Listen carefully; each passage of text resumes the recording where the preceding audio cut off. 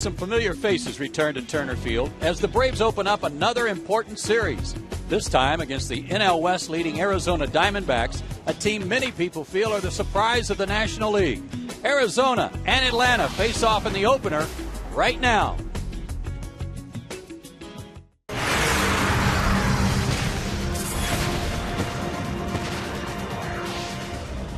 It's an absolutely beautiful night here at Turner Field as we get set for the start of the final series of this homestand. Braves fresh off a 3 out of 4 series win against the San Francisco Giants. And all season long, the Atlanta Braves baseball on Peachtree TV and Fox Sports South is being presented by Academy Sports and Outdoors, the right stuff, the low price. And the first place, that's right, the first place Arizona Diamondbacks are in town. Tonight it's Derek Lowe against Daniel Hudson. Tomorrow, Wade Miley makes his Major League debut, filling in for Jason Marquis for the Diamondbacks against Brandon Beachy. And then the Sunday afternoon finale, Tim Hudson against Josh Colementor. Glad you're with us tonight, everybody. Joe Simpson along with Tom Glavine. And with the first place Diamondbacks in town, what is it about this ball club that's making them so successful? Well, first of all, Kirk Gibson has these guys believing that they can win. They play hard, they play right, they go out there night in and night out and give it everything they have, and they have a ton of come from behind wins. 4th in the National League in runs scored, 2nd in home runs, so the home run and the runs scored are a big part of their game. Real hot in the last 24 games. And really, I think as much as anything in the people that I've talked to, it's attitude and accountability for those guys over there. Kirk has them believing they can win. And they're learning how to win kind of on the job, and they're doing a good job of it, especially since the All-Star break. They come to town a hot team, the Atlanta Braves taking on the first place National League West Arizona Diamondbacks. Braves and D-backs next.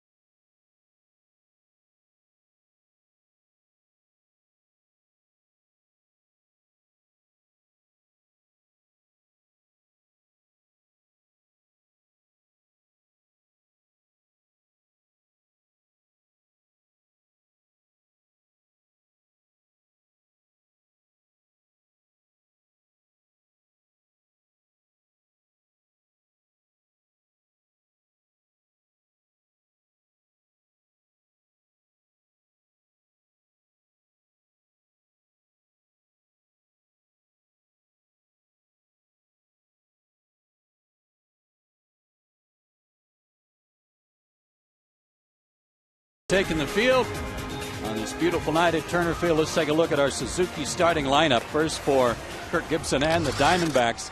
Leading it off will be Willie Bloomquist. He's been in a slump in recent days. Gerardo Parra will bat second, then Upton and Montero.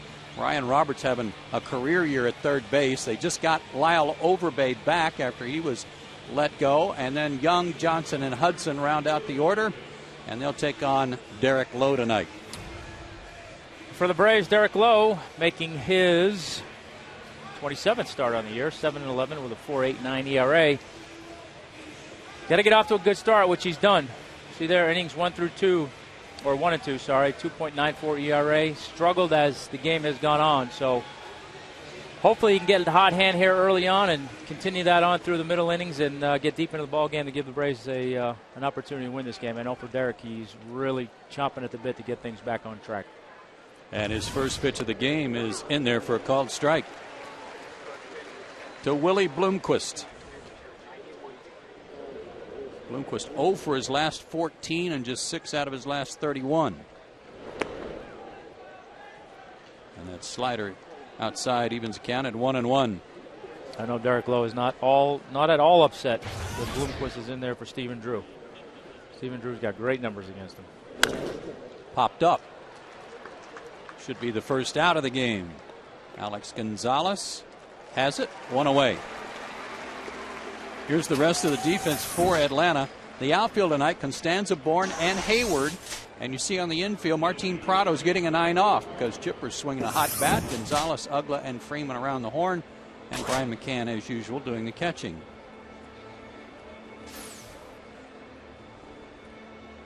And Gerardo Parra is the batter, having another good year. He's hitting 5 of his last 8 and was 3 for 8 against the Braves in Arizona. The Diamondbacks took both games from the Braves, both 1-run games at Chase Field in Phoenix. Up the middle to Hopper. Alex has it, was playing him that way, and 2 down. Derek's last start was an odd one, Tommy, against the Cubs. 6 innings, no walks, 6 strikeouts, but he gave up 10 hits and 5 runs and got beat 8-4. Well, that was one of those games where the Braves scored a bunch of runs, and as a starting pitcher, sometimes those are the hard ones to pitch in because your whole mindset changes. You're not trying to make nasty pitches. You're trying more so to not walk guys, make them put the ball in play, and sometimes things can get away from you a little bit. Here's a guy having a great year. It's Justin Upton, their right fielder. Hitting .300 for the year, 25 homers, 75 RBIs. Huge on-base percentage. And he's hit in 7 of his last 9 games. Yeah, this is definitely the guy that the Braves are going to identify in this lineup that they do not want to let him beat them.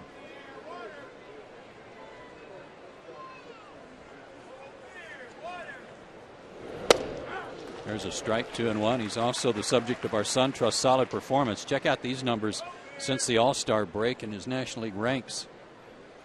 I'd say he's got it going on pretty good right now.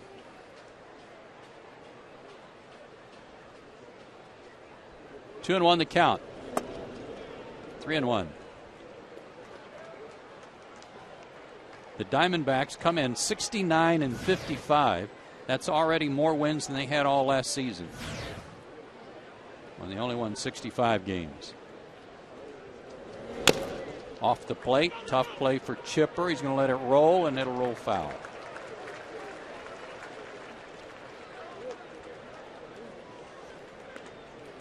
When you look at last season compared to this, there really isn't any comparison, is there, Tommy? No, there really isn't. Look, they figured out that winning is a lot more fun, and to win more games at this stage of the season than you did all last year, good testament to them and a testament to that coaching staff over there led by Kirk Gibson. Like I said in the open, he's gotten them believing in themselves. And look, a lot of times that's what it takes. It's just that mindset of saying, hey, night in and night out, we can go out there and win. And when you're having a year like they had last year, I think more times than not you take the field waiting for something bad to happen, and it usually does. They've won 16 of their last 24 games. Payoff pitch. Fouled again.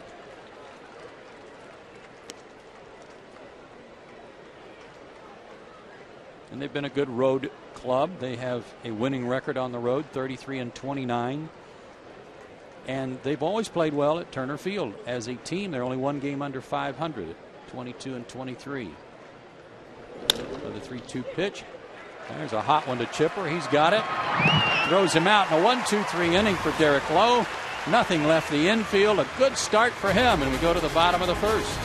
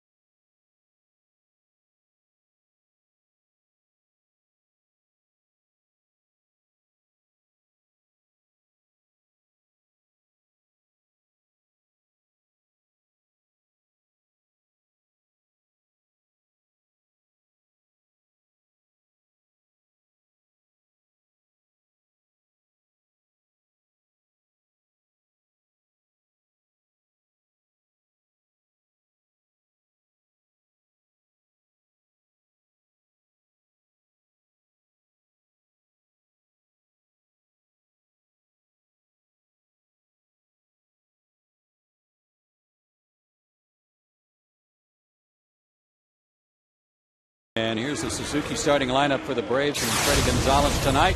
How about some speed at the top of the order tonight? Bourne and Constanza to start things. Then Brian McCann and Dan Ugla. Freddie Freeman bats fifth. Chipper's back in the sixth spot. Then Hayward, Gonzalez, and Lowe. And tonight they will face Daniel Hudson, who's 24 years old. And boy, is he establishing himself as a pretty good pitcher in this league. Yeah, he really is. 26 start on the year, 12-8 this year, and with a 3.7. And that's no fluke. That goes back to last year. He was 7-1 when Arizona acquired him last year. So he clearly figured something out the last part of the year and carried it into the season. Good live arm, four-seam fastball, slider, changeup. His changeup is the better of the two, but on any given night, if that slider is there, it can be a nasty pitch. Michael Bourne has faced him before, and actually Michael 3 for 6 against him. The only guy in the lineup that's seen much of Hudson. Hitting .301, a homer, 41 RBIs. I was talking to some of their guys about Hudson, and kind of what they said was on his fastball, it does something every pitch. He just doesn't know what. Sometimes it runs up and away, sometimes it sinks, and he doesn't walk many guys for that situation. There's a drive to right field by Bourne. That's got a chance to get out of here. A leadoff homer. 1-0 Atlanta.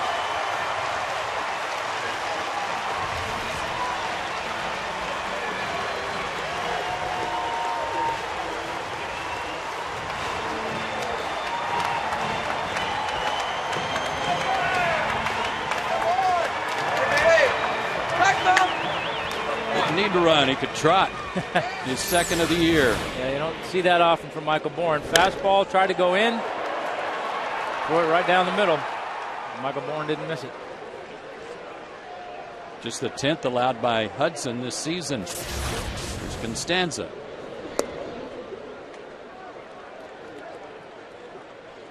Constanza hitting .394. A couple of homers himself and 9 RBIs.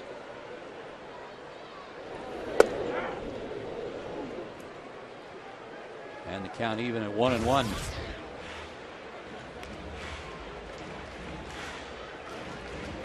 he's been a real shot in the arm here for the offense, and fun to watch, and just adds to that element with Michael Bourne with speed that the Braves just haven't had very much of. A little tapper, it's going to be trouble. Hudson hurries, throws low, and Overbay can't pick it up.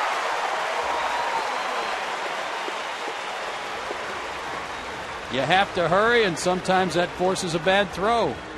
We'll wait to see how they score it. Well, we've talked about it so often, the pressure that speed puts on the defense, and what seems like a routine play with a guy in the batter's box that can run is no longer a routine play. And you see Hudson getting over there trying to hurry. He knew he didn't have time to set himself and get a good grip, and he didn't, and threw it in the dirt, and Overbay wasn't able to come up with it. And they scored an E1. And that'll bring Brian McCann to the plate.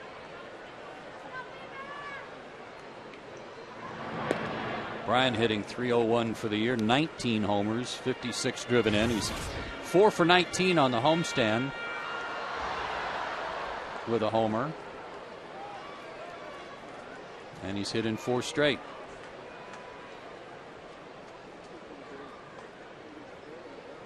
And he takes low, 95 on that pitch.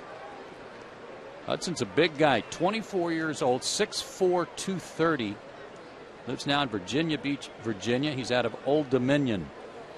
Originally in the White Sox organization. He was a 5th-round pick in '08.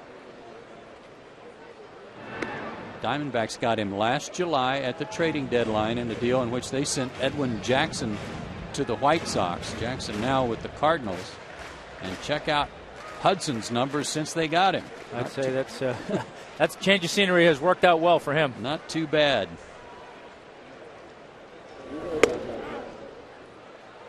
Strike call to McCann, 1-1. Well, you got to give some credit too to Charles Nagy. He's done a nice job over there as their pitching coach with him and Ian Kennedy. Those two guys have really formed a formidable 1-2 punch at the top of their rotation. He's got some credentials on that coaching staff. I'll say they do. There goes the runner. Pitches inside. Montero's throw right there and got him. What a play by Miguel Montero to catch a pitch way inside and still put a good throw down to second base. Well, we haven't seen that often. Constanza getting thrown up, but you're right, Joe. Montero made a nice play. Had to reach across his body. He didn't hit his location, but came up firing, and boy, was that on the money.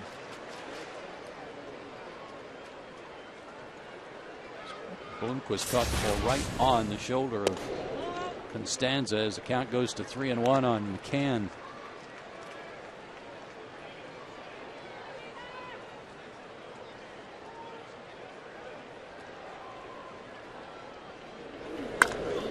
Popped up and playable out behind third. Bloomquist has it. Second out of the inning, and that'll bring Dan Uggla to the plate. Let's check out the rest of the Diamondbacks defense tonight.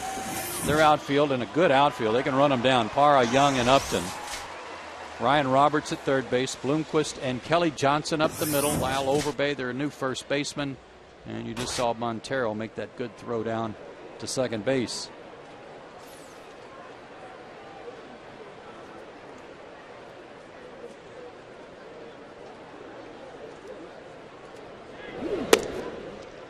Uggla hitting .230, 27 homers. That leads the team. 62 RBIs.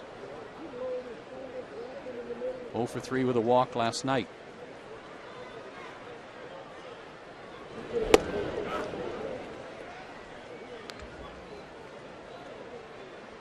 And he's had a good homestand, 8 for 24 with 3 homers.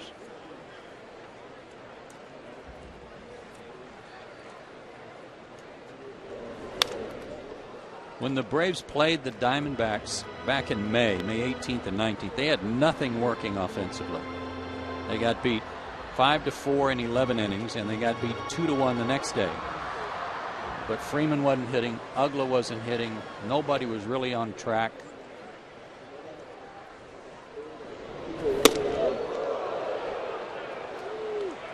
Two and 2 now to Uggla. There are those 2 games. Well, you see how far this lineup has come since then. You got Chipper Jones sitting in the 6th slot now, so that tells you a lot. There's that changeup, and a pretty good one, and it froze Uggla. First strikeout for Hudson, but the Braves are on the board first. Michael Bourne with his 2nd homer of the year, leading off the game.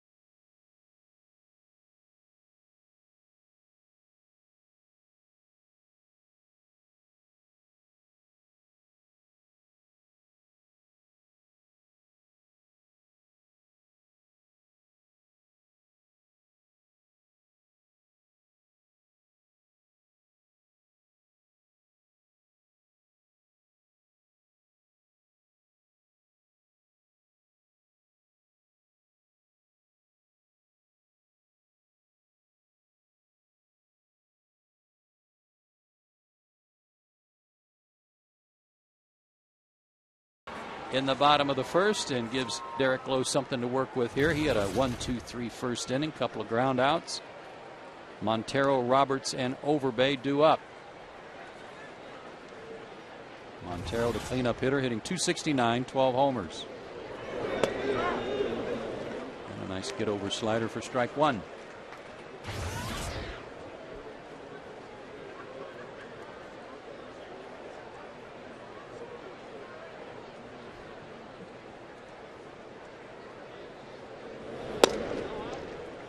That evens the count. Diamondbacks have been on hot streaks in this good run they've been on in the second half since the All-Star break. They are 20-12 since the All-Star break. That's third most wins in the National League. They've had 2 different 4-game streaks and just came off a 7-game winning streak.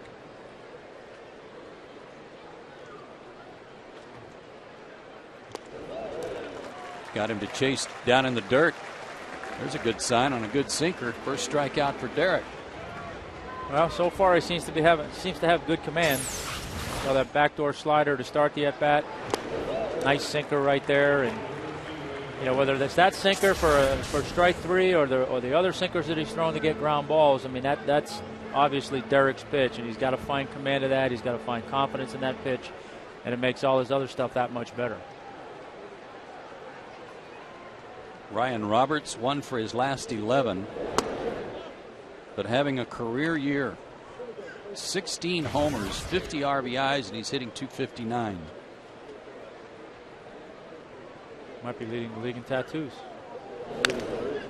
Wouldn't argue that one. 1-1 to him. He had a good series against the Braves in Phoenix, 3 for 8. When I say career year, you're not kidding.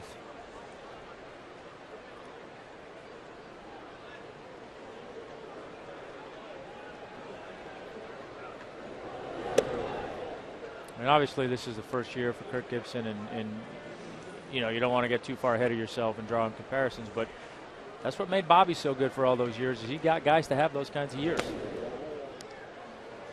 You get young guys to find themselves and get on track. You get veteran guys that maybe have struggled to come over, and then they find their game again, and it's something about the approach or the attitude that guys like that bring that make the players better. 3-2. Some of that's just letting them know for the first time perhaps in their career that somebody believes in them and go get them. Absolutely. I believe in you, and you're going out there every day, so find a way to get it done.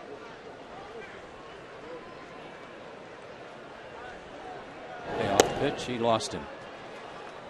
First base runner, and here's a backup to what you're talking about, Tommy. Check out some of the credentials on this coaching staff. Yeah, there's some pretty good ones there. Alan Trammell, obviously, great career. Great middle infielder. Don Baylor, we all know Don as a player in his years here in Atlanta. Very well respected. He's done a great job as a hitting coach everywhere he's gone. Mentioned Charles Nagy and the job he's done. EY, good little player, scrappy little player, and then Matty Williams, you know what he did with the Giants and the career he had. So, look, he's got whatever they're feeding these guys, they better believe it, because they got guys on that bench that can back it up. Oh, yeah. More ways than one. You know, and all those guys were good players, but gritty players as well. Maybe not the superstars, but they played hard. Yes, they did. Hard-nosed types. This is Lyle Overbay. They just got him, and after he was claimed on waivers, he's 3 for 5 since he joined them. Hitting .232, 8 homers, 40 runs driven in.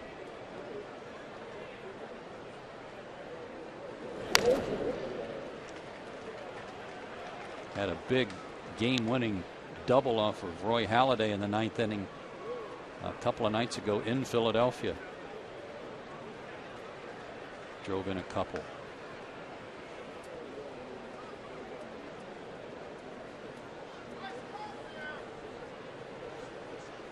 Roberts can run, 14 stolen bases. He's also been caught 7 times, so his percentage is not all that great. And they've got a couple of other guys in their lineup like that, but they will run anyway.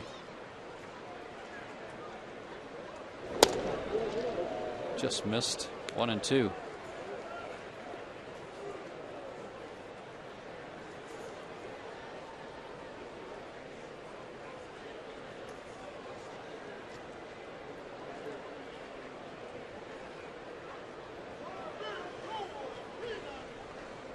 There goes the runner. Fouled off. He'll have to come back. Wasn't that long ago that the Braves saw Overbay when he was in town with Pittsburgh. And for the year against the Braves, 5 for 22. I was going to say they got a real long look at him one night, about 19 innings worth. I didn't want to bring that up. I want to remind you.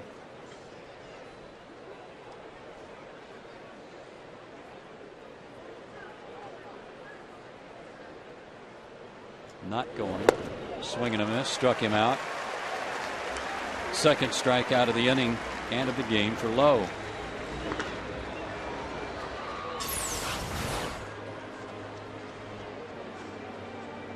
That changeup on the outer half of the plate had him thinking sinker and never quite got there.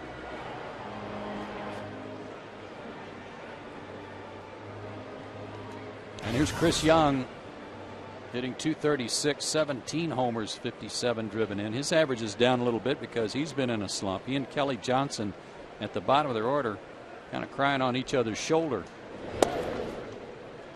Chris Young 6 for his last 38. Kelly Johnson 7 for his last 62.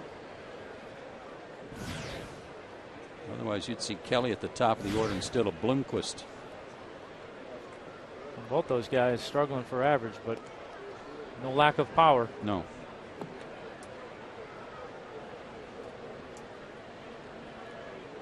But in the second half for Young, only 1 home run. Combined, he and Kelly Johnson have 35 homers, though.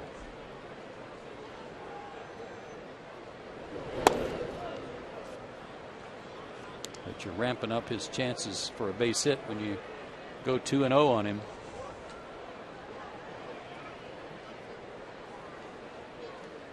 The Diamondbacks last night played in Philadelphia. They had a 2.5-hour rain delay, 2.5-hour game, and then they had to sit on the runway and let a lightning storm pass. They got to Atlanta about 4:30. I don't miss those nights.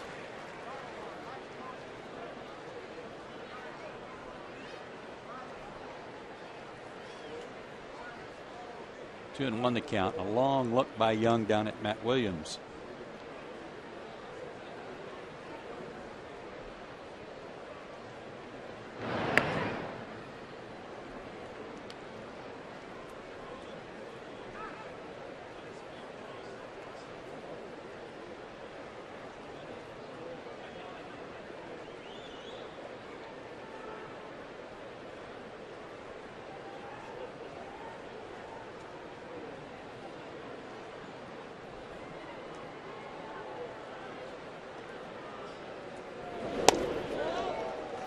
Another breaking ball, and he's gone 3-1 now on Young.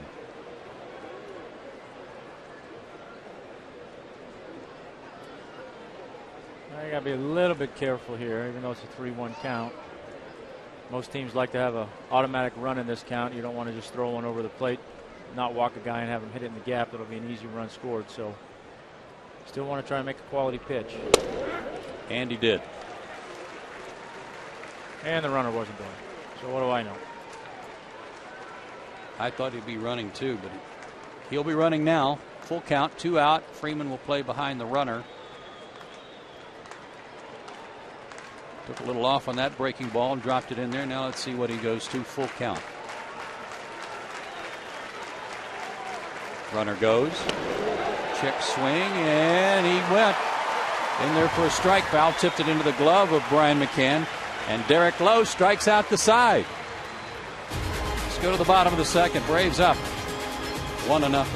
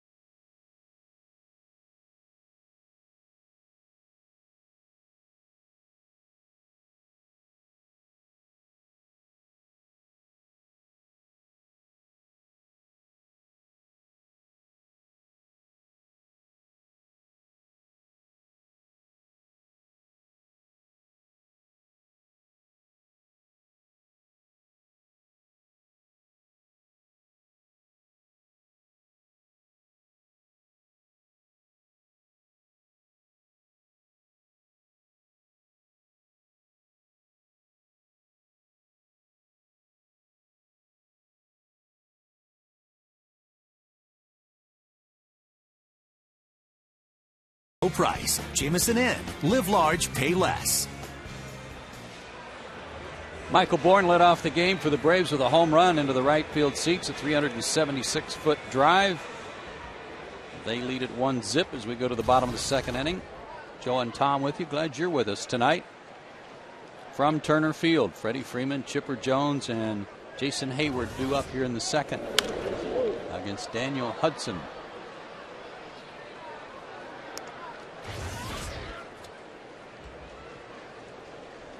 Freddie's 8 for 29 on the homestand with a homer. And he's in the hole 0-2.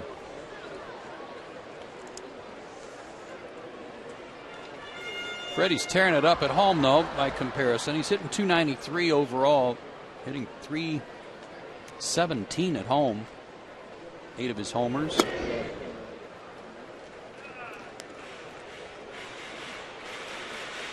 Here is splits, 8 and 8. Holman Road on the home run department.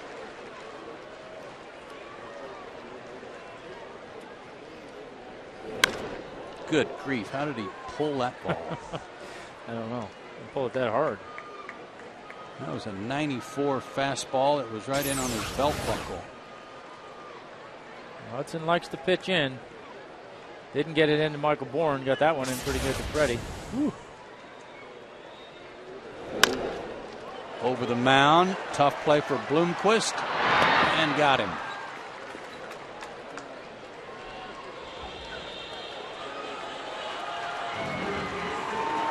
And with one out, a reminder that Delta Airlines is a proud sponsor of the Atlanta Braves.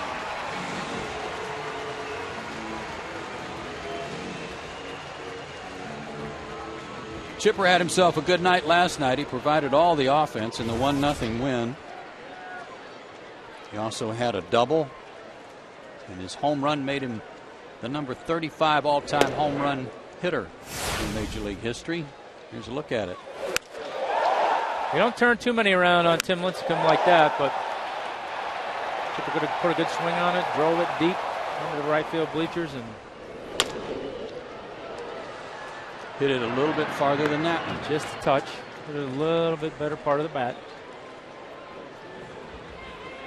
But what a nice job last night by Mike Minor and the rest of the bullpen. And, you know, Chipper, pretty much what he said after the game. He gave all the credit to Minor and those guys on the back end of the bullpen. Those guys have done a great job, and Mike Minor pitched a tremendous game last night and just seems to be finding his groove a little bit in terms of getting a little bit better each time he goes out there. I know you're a big fan of his, and you can see more and more confidence being gained by Minor as Jason Hayward tap dances out of the way of one. Well, the other thing I liked too last night from Brian McCann saying that, you know, Mike's getting to the point where he's really starting to realize what he can and cannot do when he goes out there to pitch, and he's making the things that he can do a much bigger part of his game plan. Hard hit and past Roberts into left field. Jason with a big turn. He's going to try for two, and he's in there. Good hustle. A 2-out double. And he went the other way, which is a good sign, too.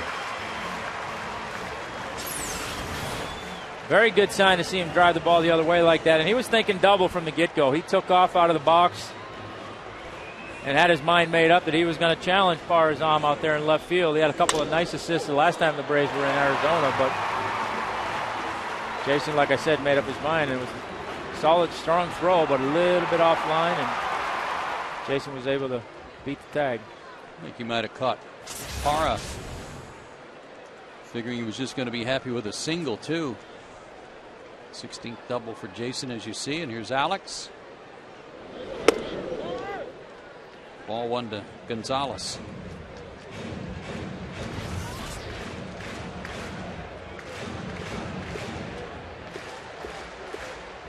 Alex 4 for 24 on the homestand.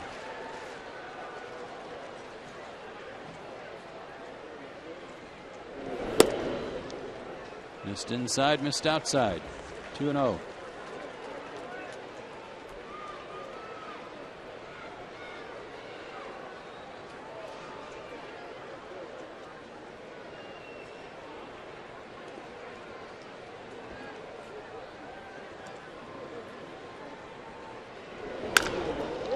to third, and Roberts have to throw him out, and does, and the inning is over. But we were talking about those young pitchers, and there's been a couple of great outings in this homestand. We'll talk about Mike Minor and Randall Delgado when we come back.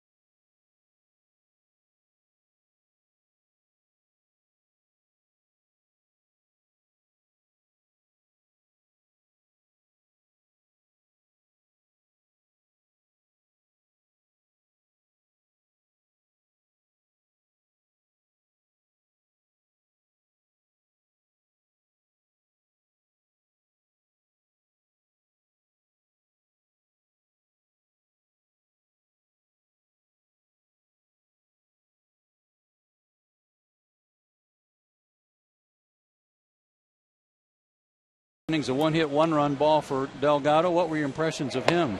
Well, he looked a lot more poised than he did the last time he pitched, and you know, that's a great sign. I mean, look, most of these guys that come up here now, what marvels me about all of them, they don't seem to have any fear. They just want the ball, go out there and let me see what I can do. And you know, it's not always going to work out, and particularly for young guys, but they go out there with the mindset that, hey, I'm not afraid to be here. I deserve to be here. I'm going to take this opportunity and see what I can do with it. And you know, look, we've talked about it all year long with those guys and Vizcaino and Tehran. There's a lot of arms for Braves fans to be excited about. 9 strikeouts last night for Minor, and he beat Tim Lincecum. Here's Kelly Johnson, our old pal, back in town. Still makes his offseason home here. Man, oh man, is he having a tough time of it. Lowest batting average among National League qualifiers in the last 17 games, even worse. That's up the middle and into center field, so we spoke too soon. Absolutely. Kiss of death. Back to those young guys, Tom, and their success in this homestand, and that Minor beat Lincecum last night. Now, as a veteran pitcher, are you going to take a little inspiration from that? Is that going to do something for Derek Lowe tonight? Well, I think it can, sure. Look, I mean, when you're a veteran pitcher and you're struggling a little bit and whatnot, then you can't help but go out there and watch these young guys and go, man, I can do that. Why can they do it and I can't? You know, and particularly a guy like Derek Lowe, who's been around for a long time, he's had success.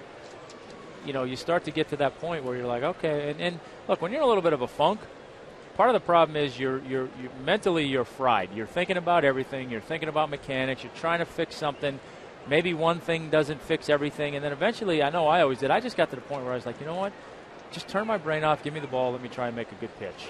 And you know, maybe for Derek, watching these guys, it'll be some of that, and he'll just get back to going out there, being aggressive, and just really honestly trying to make it simple. Just every pitch, you try to throw it as well as you can, and then give me the ball back and let me make my next pitch. And the next thing you know, you'll put together a string of good pitches, and you'll put together a good game, and then maybe get on a roll. Hudson puts down a bunt, and it'll work, moving Johnson to second. And Daniel Hudson, his 9th sacrifice, and one of the better hitting pitchers in the league. He's got good numbers. I was going to say, he might not have been too happy to get the bunt signed. No, he might be a little agitated. And time for our know-how question of the game, and it goes to some of what we're talking about, Tom. It comes from Orem Wheeler in Ackworth, who wants to know if Derek Lowe's sinker isn't sinking. What can he do about it? Well, there's a couple of things you do, and I heard Derek talk about it last year when he was struggling a little bit and then found it the latter part of the year and into the postseason. Number one, for a guy like him, he's got to stay tall. He wants to use his height to throw downhill. A lot of times guys collapse on their back leg, and they take themselves from, in Derek's case, being 6'2", to when you collapse your back leg, now all of a sudden you're 5'10", and it's your arm angle changes. So now all of a sudden you're throwing on a little bit of a flatter plane versus throwing downhill. That's one thing. Sometimes it can be the angle of his wrist if he's not getting on top of the ball. You know, sometimes your tendency, and again, I know I did this from time to time, is, you know, you want your wrist on top of the ball to where you're creating backspin on your sinker. And sometimes when you know it's not quite right, you start to try and help it a little bit, so then you get onto the side of the ball, and then it becomes a little bit more of a side spin, and that's counterproductive to everything, but we all have a tendency to try to do that sometimes. So, you know, it could be one of those two things. Or, like I said, it could be just a little bit of a mental thing where he doesn't quite have the confidence in it in terms of either A, the movement, or B, being able to throw it where he wants to consistently. And then again, you go back to the mental aspect of it. Now, instead of it becoming, okay, I'm going to throw this sinker and I'm going to throw it where I want to and it's going to be a good pitch, now your mindset is, okay, let me throw this pitch and don't miss here, don't hang it, don't. When you start thinking don't, chances are you're going to make a mistake. Willie Bloomquist has fallen behind 0-2. That's 1-2 now.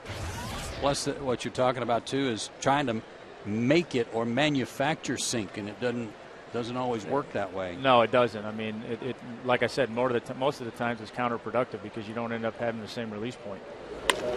Oh, line to right. Nice piece of hitting there by Bloomquist on a breaking ball.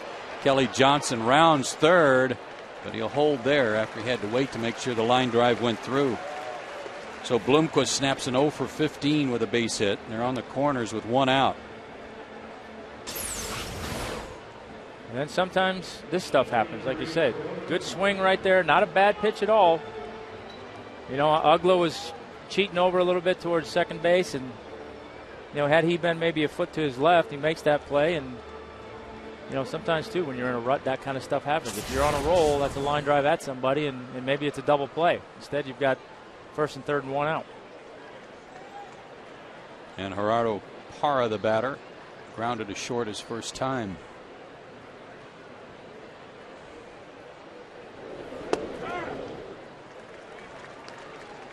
And Lowe gets ahead of him 0-1. Might like another ground ball from this guy right here.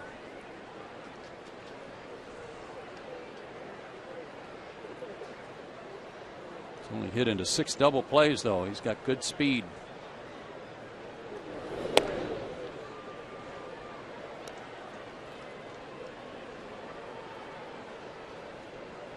This is where you can get into trouble sometimes, too, when you're in a little bit of a rut. You think in terms of, all right, I need that ground ball double play to get out of this inning without giving up a run, versus sometimes you're saying, all right, I'm going to try to get it. If I don't and I give up a run, I'm going to keep them out of the big inning, let them have their one run, keep my team in the ball game, and trust that my offense is going to score some more runs for me. Sometimes when you start trying to make that perfect pitch to end an inning or do something like that, you end up making mistakes and you have a big inning.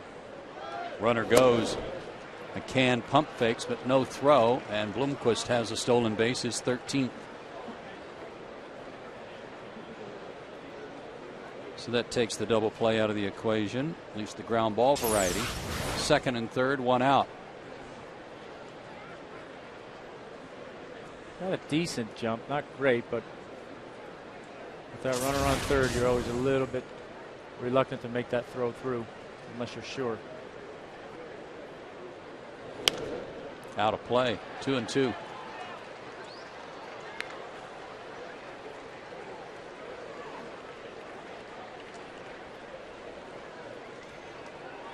The Diamondbacks have played well against the National League East this summer too. They're 15-10 overall against the NL East. Tell you what, you have a winning record on the road, and you're 15-10 against the East.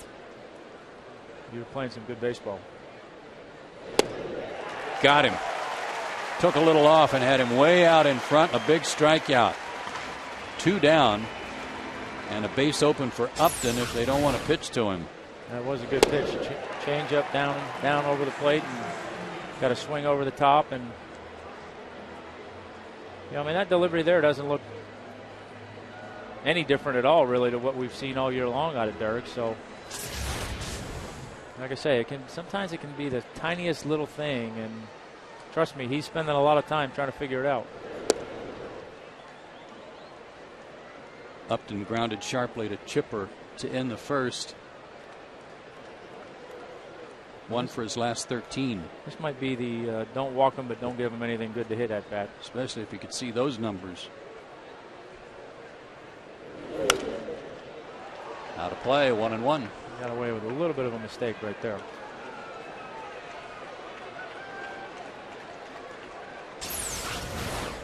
Try to go down and away, and kind of belt high over the plate. Maybe that's a good sign that he got away with a mistake. Got him to hit that one off the end of the bat. Tough play for Alex. Fast runner. Got him. Inning over. Great job by Derek Lowe. Strikeout. Ground out. Leaves him at second and third. Braves still up 1-0.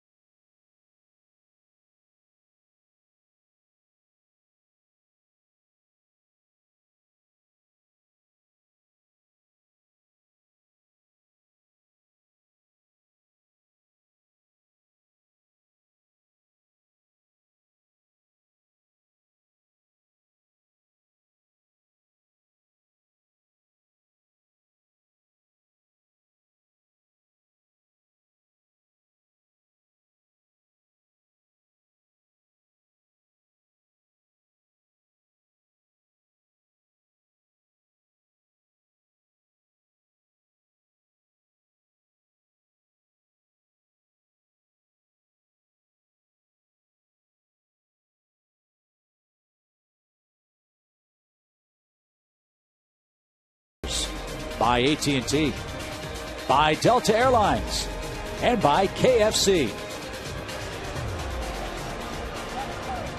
1-0 Atlanta. Bottom of the third inning. Derek Lowe, Michael Bourne, Jose Constanza due up. Derek 8 for 41 on the year, a 195 average, but he's got 6 RBIs.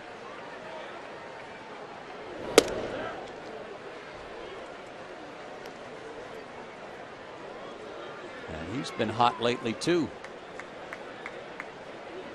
I'll say.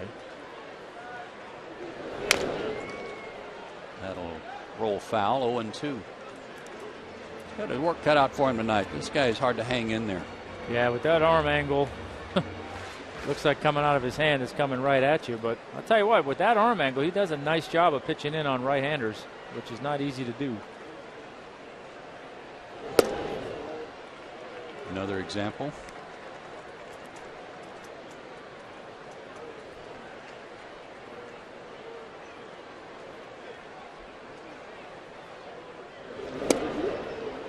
It's all right. I fully understand, Derek. Second strikeout for Hudson. And with Michael Bourne coming to the plate, here's our Zaxby's indescribably good play. Fastball. Hudson tried to go in and missed, and Michael Bourne made him pay the price. His second career leadoff homer. Got a little ways to go to catch Ricky. A little bit. The other one this year too, though, May 25th against Ted Lilly.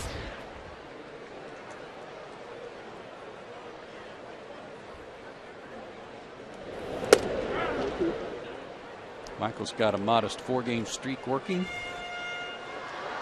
As much as the Braves like to see that for the run, I'm sure Larry Parrish was in his ear saying, all right, now don't get too comfortable with that.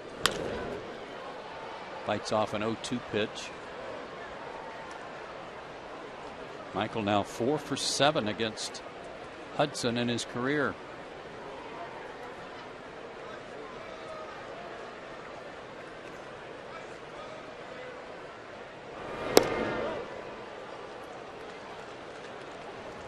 One and two. Is that 94-mile-an-hour fastball missed?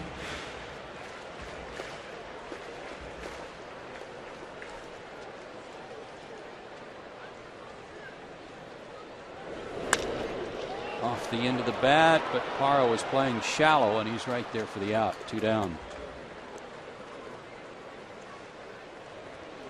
And with 2 down here in the 3rd inning, attention parents. Braves Family Field Day presented by Publix Supermarkets is coming up Saturday, September 3rd from 10 to 2 here at Turner Field.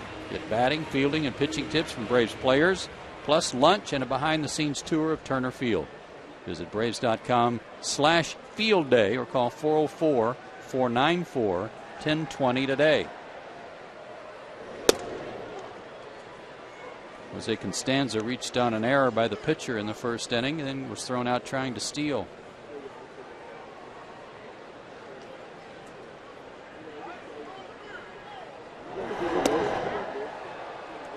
That error was their 73rd as a team this year. They're right in the middle of the pack in the league in defense.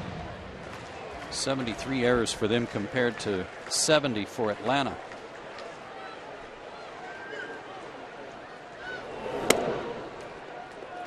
Well, like we've talked about, speed will make you do that sometimes. With a speedy guy in the batter's box, you never think you have as much time as you do.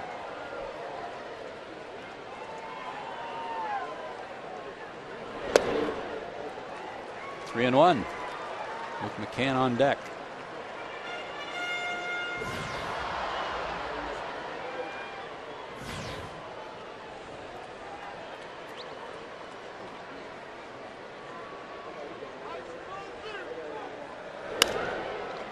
Out of play. Jose's joined some pretty select company on our Sunshine House leaderboard, Tom. I'll say. Most hits through the first 20 games. Career 20 games. Frenchie, Bobby Bowe. There's Barry.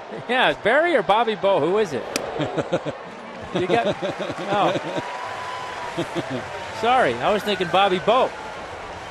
Anyway, he's in good company, nonetheless, and just drew a walk, and he's on first. Yeah, you don't want to do with 2 outs in the inning. Well, let's see if he's going to try to run again.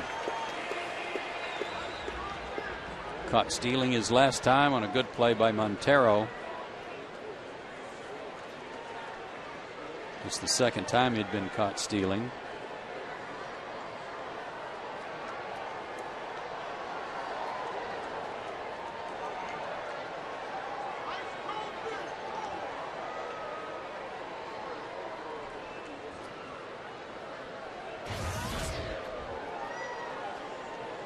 The outfield deep and playing Mac slightly to pull.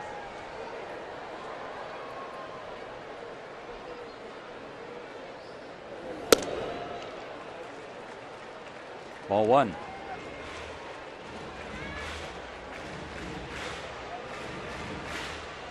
Brian McCann hitting .305 at home and has hit 12 of his 19 homers here.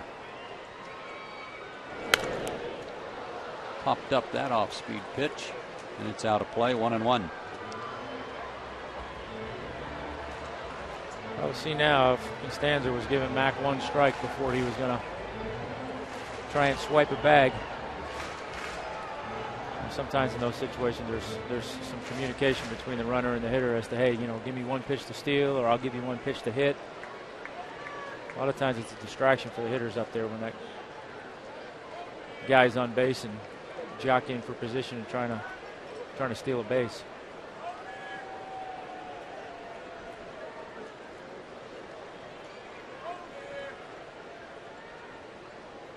Not running, and the pitch swung on and belted deep right field. Upton never moved. There's number 20 for McCann, and it's 3-0.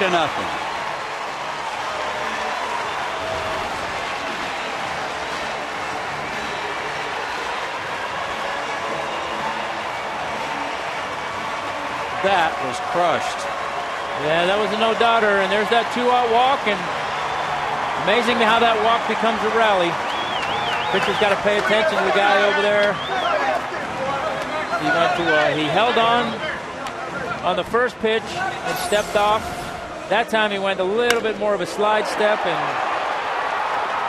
that's the old saying. You can try and control the running game all you want, but if you don't make a good pitch, it's not going to matter.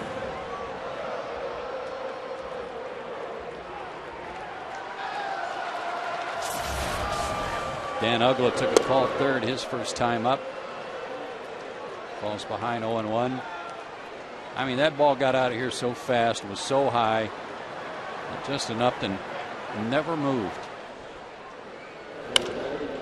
Yeah, it was 0-2. Just sitting here, it was a question of how far it was going to go into the seats.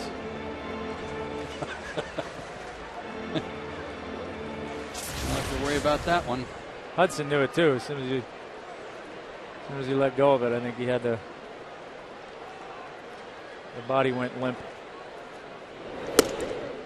Again, he had only allowed 9 home runs all year in a ballpark where he pitches at home that's pretty home run friendly. Yeah. Well, I guarantee you there's somebody on the Braves dugout screaming. At least he didn't steal on you. Yeah. He never even turned around to see where that one landed.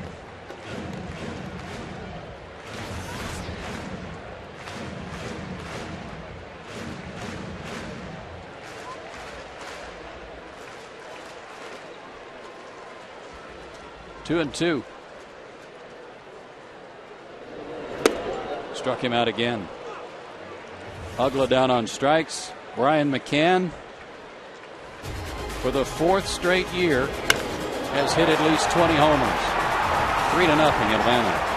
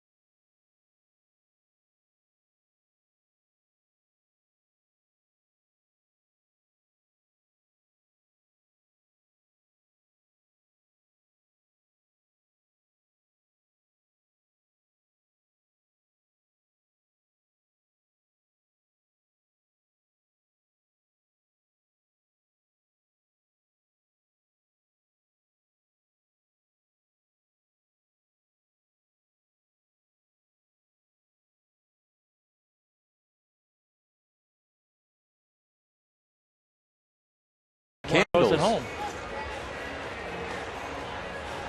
These gentlemen celebrating the 5th anniversary of my 25th birthday. Okay.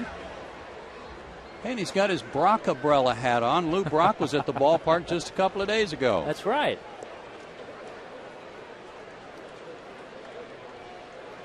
Three to nothing Braves.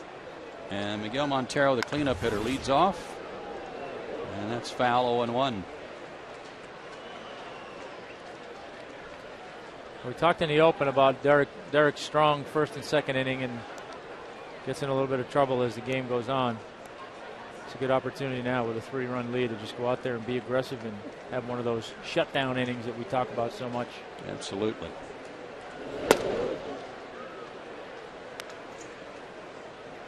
That evens the count to Montero, who struck out his first time. Lowe struck out the side in the second inning. He struck out 4 overall. And now ahead of Montero, 1-2.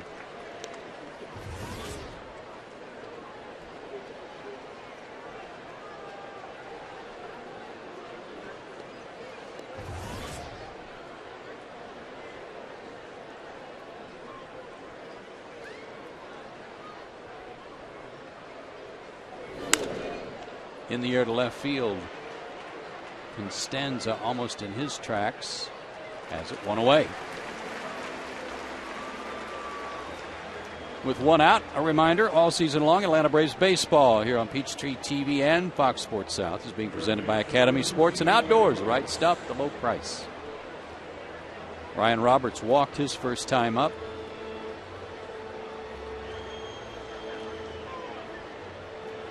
He is 2 for 4 in his career against Derek Lowe.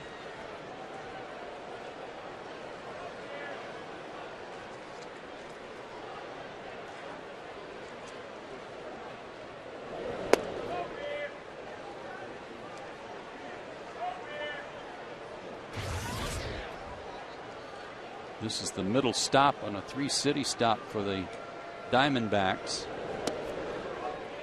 Just lost 2 out of 3 at Philadelphia. They have this 3-game weekend series here with the Braves, and then they go to Washington for 4.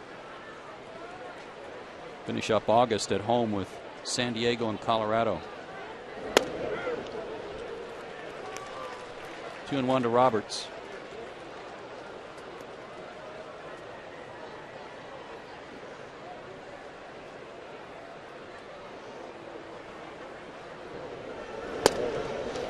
Check swing. Did he go? Yes, he did, says Bill Miller. I couldn't agree more. I was kind of liking the pitch. 2-2. Yeah. Wasn't much of a swing, but it was a swing.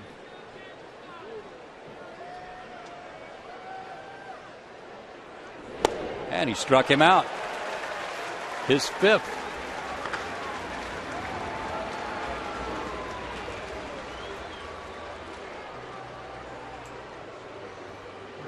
Derek's 2-3 at home. His ERA over 5 at home.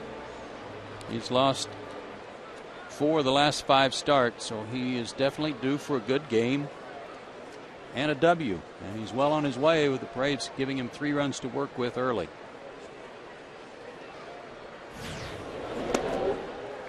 Lyle Overbay struck out his first time, and can't emphasize enough how much it means when you've got a chance to make a mistake, right, Tommy? When these guys, these sinker ballers especially. Absolutely. When you're struggling to get a win and trying to get things back on track, there's nothing better than getting in a game where you don't feel like every pitch is make or break. And, you know, again, sometimes it's like a hitter that bloops one in for a base hit and then gets on a roll. You know, for a pitcher, same thing. Sometimes it's just having an opportunity to get out there and relax and not worry about making mistakes.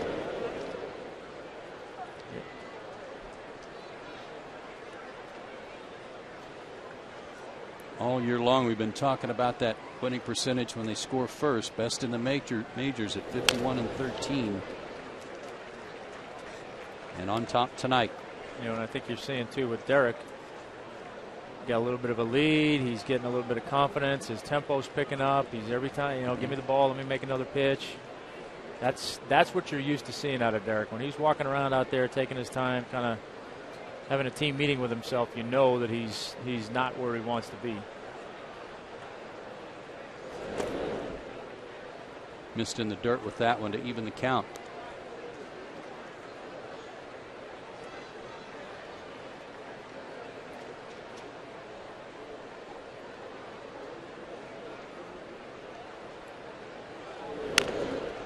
Off the end of the bat, foul. News of the day came out of Chicago. Cubs today beat the Cardinals 5-4 in a day game, but earlier in the day the Cubs fired their general manager Jim Hendry, which was a shame, at least in the view of some, including me. Class act by him last week, apologizing for the actions of Carlos Zambrano here in Atlanta. Struck him out. 6 strikeouts already for Derek Lowe, and he has a 1-2-3 inning in the fourth. Braves up. 3-zip.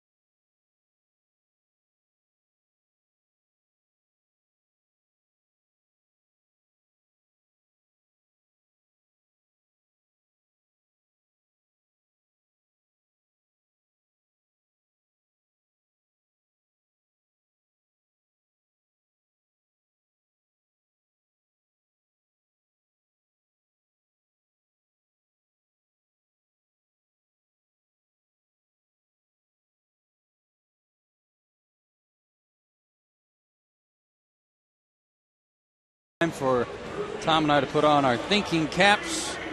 The AT&T U-verse trivia question. Chris Young is one of 2 players in Diamondbacks history to record a 25-25 season. Who's the other? AT&T U-verse TV trivia question.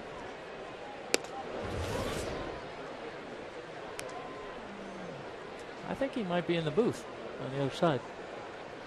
Really? Yeah. Jim Powell? Don Sutton.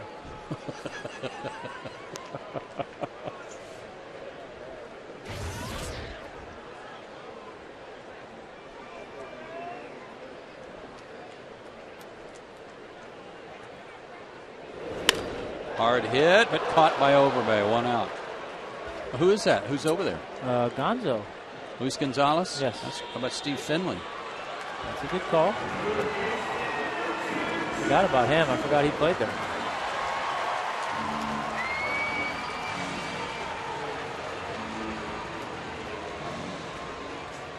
I don't think it was Jay Bell.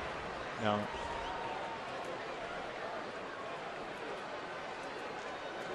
Chipper tapped back to the mound his first time.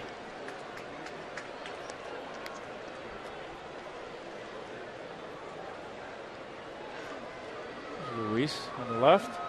Darren Sutton.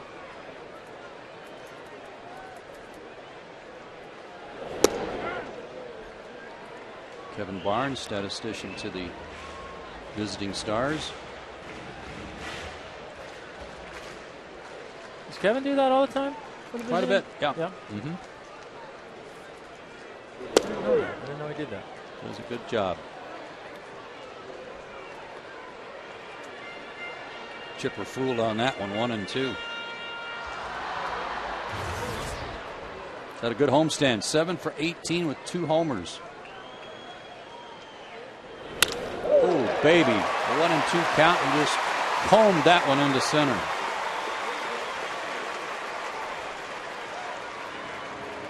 Is that a fastball? Yeah, I think it was. That fastball tried to go away. Got it up.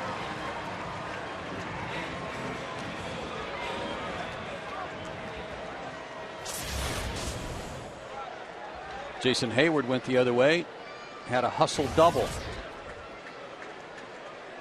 Braves have 4 hits. 2 homers, a double, and you just saw Chipper's single.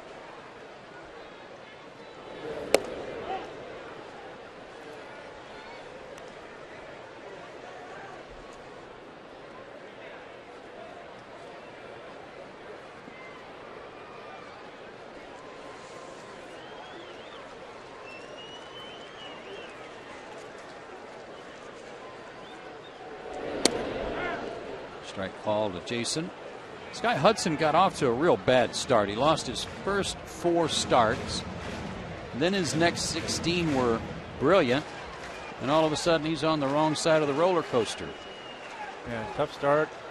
Got it going, figured it out, and kind of scuffling here a little bit again. 2-1 to Hayward. Just a complete game victory against the Dodgers on July 17th, then gave up 5 runs the next start, 4 runs in 6 innings the next start, then threw 8 innings of 1-run ball again, then went 3 innings, gave up 7 runs the next start, and went 8 innings against the Mets in his last start and only gave up 2. So very, very up and down with his 24-year-old, at least lately. But what an acquisition. Well, pitching in a pennant race can do that sometimes.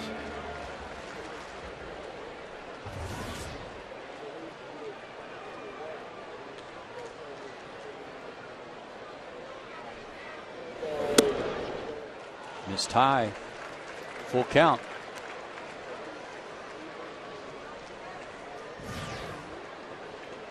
We'll keep an eye on Chipper, see if he's running with 1 out.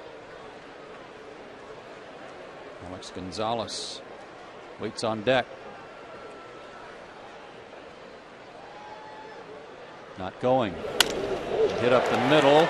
Nice stop by Bloomquist. They get the force at second. But that's all they'll get. And a nice play by Bloomquist to save a hit.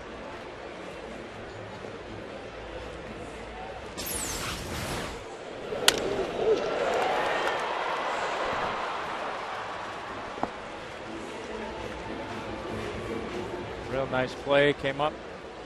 Nice flip to Kelly Johnson. And Kelly thought about making the relay for a second and then realized he had no chance of getting Jason and smartly held on. Alex leans out of the way. Grounded out his first time up.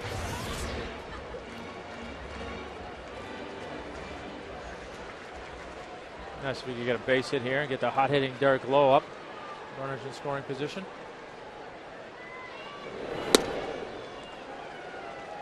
Get the athlete up there. Well, I mean, I didn't want to say it, but yep, you're right.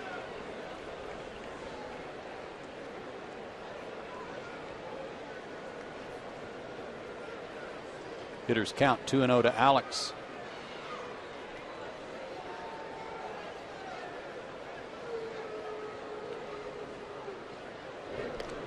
It's close to a balk. I was going to say, I didn't think you were allowed to do the little jump step.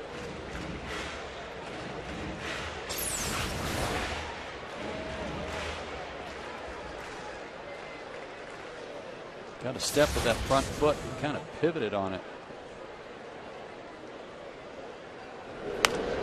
2-0 pitch fouled out of play. Freddie Gonzalez trying to give his guys a day off here and there. Alex got a day off a couple of days ago, and Lugo played short. And tonight, Martin Prado gets a day off. Freddie's got a lot more flexibility now with the lineup the way that it is. I'll say. 2-2, threw that one right by him.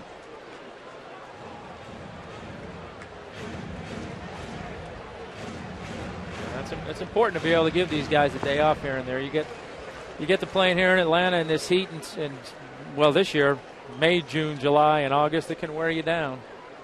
So if you can give these guys a break from time to time, it does a lot for them. And it keeps the other guys sharp. And they're in the midst of another one of those 20 straight days without a day off. They don't have another off day scheduled until the 29th of August when they come back from New York on this next road trip.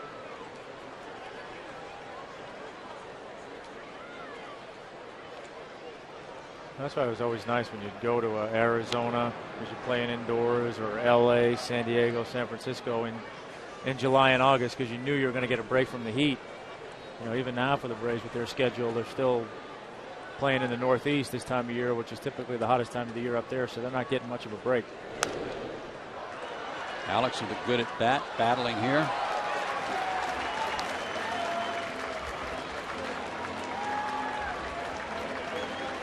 Mentioned that the Diamondbacks are 15-10 against the East. The Braves are 17-13 against the West.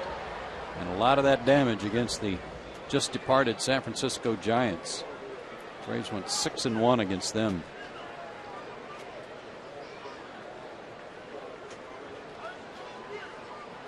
There goes Hayward. The pitch swung on, line down the left field line. Parra trying to cut it off. He will. But Hayward will make it into third, and a big turn by Alex. He'll stop at first. Good at bat by Alex Gonzalez, and they're on the corners for the athlete. Yeah, it was. He fouled off a couple nice pitches, and Hudson tried to get one in on him again, or tried to go away, I'm sorry, and it leaked in on him. Alex kept the hands there and kept the ball fair. It's a nice piece of hitting. And, as you mentioned, the hot hitting athlete is now at the plate.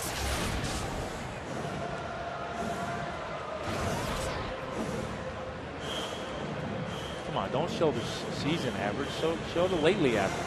I was just going to say Derek was only allowed 3 strikes his last time up. Had to be given a couple more, he might have had a chance. 190 is not a bad average. You get around the 200 mark as a pitcher, you're doing all right. Chance to help himself here. Vicious cut, but fouled off 0-1. So there you go. There we go. How about that? Right? No, the Braves are struggling with runners in scoring position. Pinch hit this guy once in a while. It's like Little League. You can have a courtesy pinch hitter.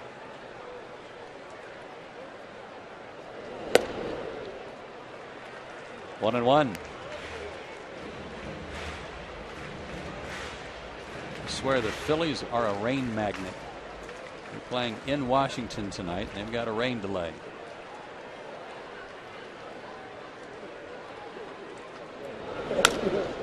To short, Bloomquist, and in between Hop, but he makes the play and somehow threw Derek Flo out to end the inning. Braves leave a couple. We go to the 5th. Atlanta up by 3.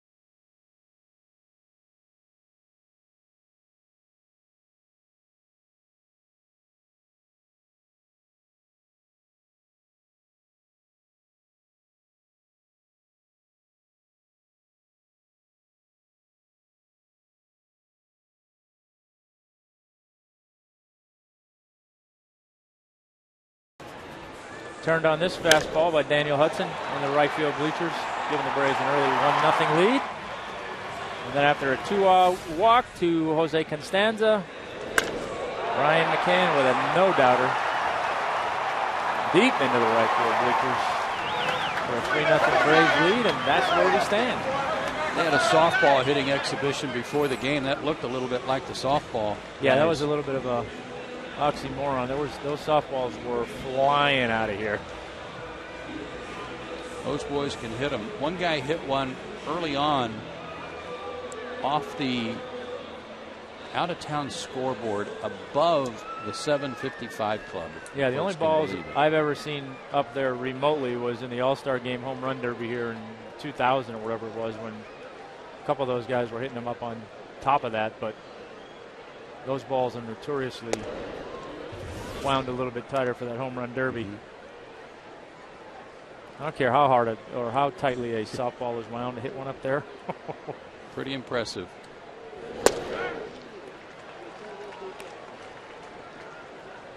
Chris Young struck out his first time up.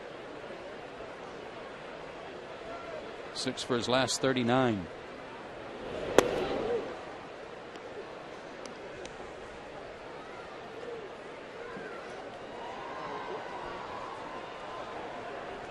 He's done a pretty good job of cutting down on his strikeouts the last couple of years, but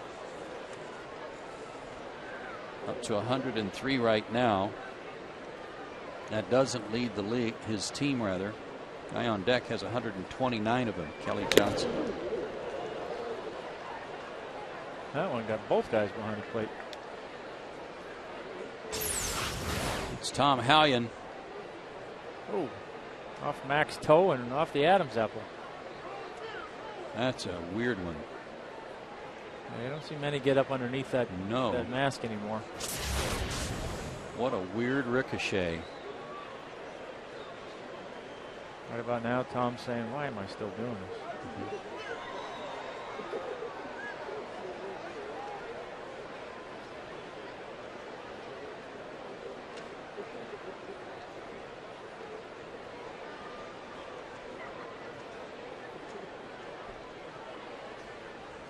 Full count.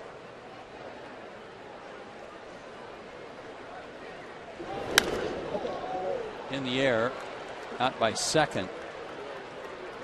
And Alex has it, 1 out. That's 6 in a row set down by Derek Lowe since the single by Blomquist in the third. Pretty night at Turner Field. Glad you're with us. Good crowd on hand, too, for the first of 3 between the Braves and the first place Arizona Diamondbacks. Kelly Johnson snapped an 0 for 14 on the road with a base hit up the middle his first time up.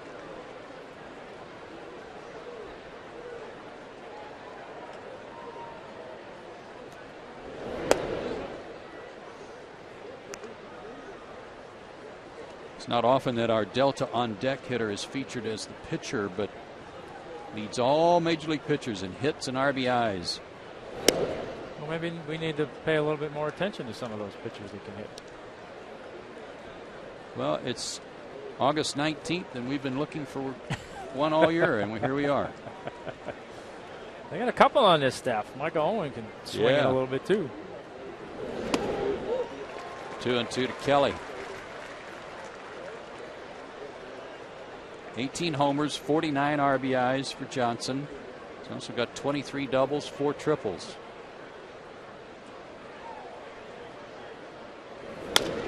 And he's got 2 hits tonight. It's been a while since he had a 2-hit night, and it comes against the Braves. Happy to be home, I guess.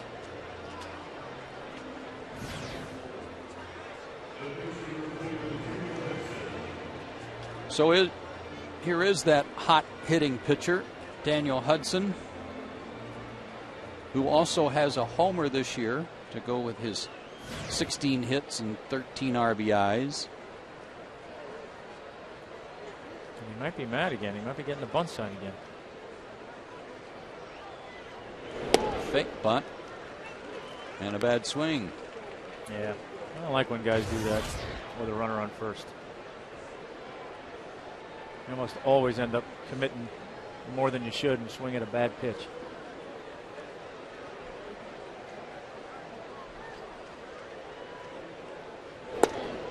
Three hits for the Diamondbacks. Kelly Johnson has 2 of them. Matt Williams with the signs.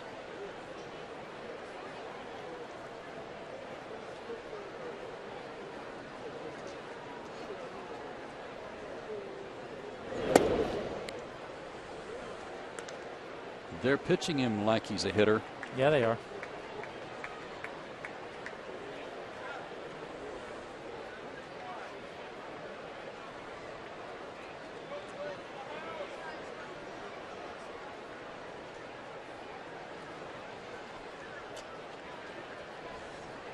Runner goes. Swing and a miss. Throw down. Not in time. Ball got loose from Alex, but just trickled out of his glove. Stolen base number 13 for Kelly Johnson.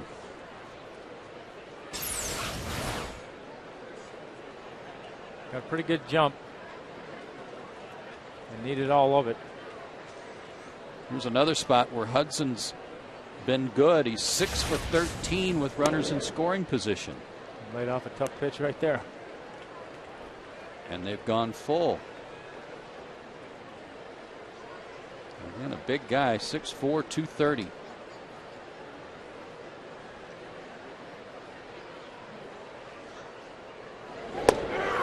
But he takes a call third. Good pitch by Derek Lowe. That's his 7th strikeout tonight.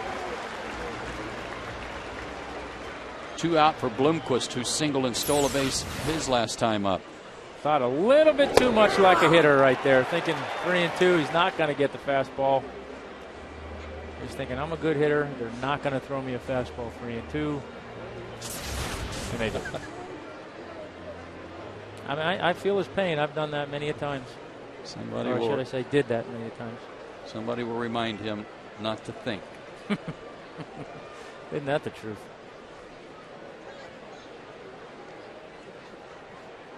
Fast runner at second, 2 out. Fast runner at the plate, to the hole. Alex stumbles and falls. He'll have no play anywhere. When he was feeling that ball, he was actually looking a little toward third because he knew it was going to be a tough play, but couldn't keep his feet under him. Base hit. Yeah, that was one of those ones that he knew he had to come get it and couldn't quite get it on his backhand or his forehand. Got caught a little bit in between and got a little bit off balance, but it didn't matter. I don't think he wouldn't have thrown Blomquist out anyway. Lost his footing right out there where the dirt meets the grass. Still 2 out. Par of the batter. He's grounded out, struck out. First and third, 2 down.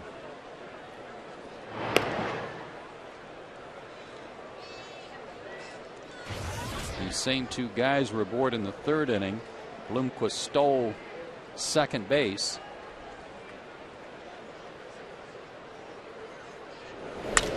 Put him at second and third. A liner to left. Constanza right there in the right place to end the inning. 2 more guys left on base by the Snakes. Braves still up 3-0.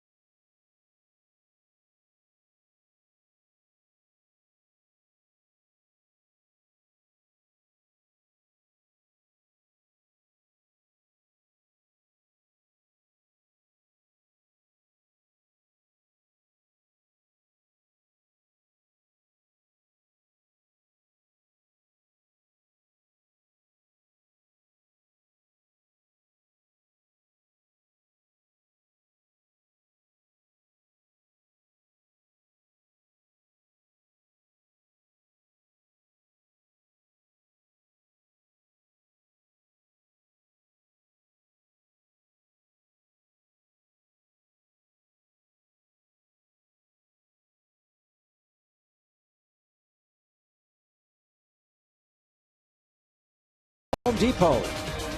by SunTrust, and by Hyundai.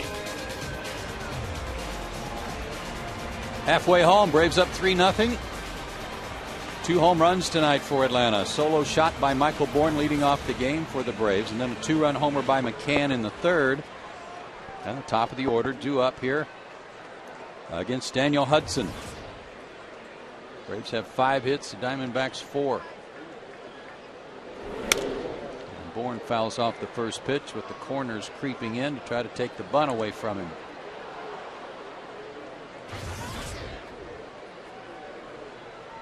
Michael hitting .302.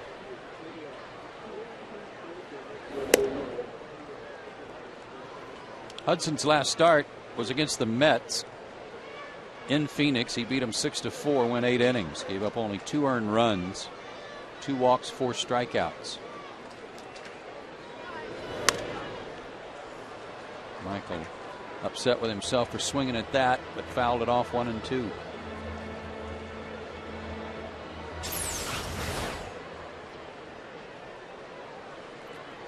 He was looking fastball, but that late movement on that one, he didn't want to pull the trigger. Lays off a slider to even the count.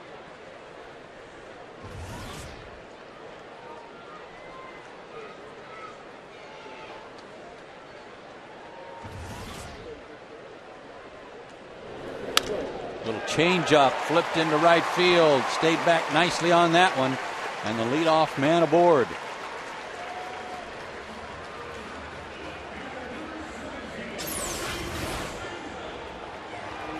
He went change up the pitch before and tried to double up with it and left that one up. And like you said, Michael stayed back on it nice and used his hands, poked it into right field, and leadoff single. Speed on first, speed in the batter's box. This could be fun. Yeah, I've been waiting for this one all night. Infield really shortens up for Constanza.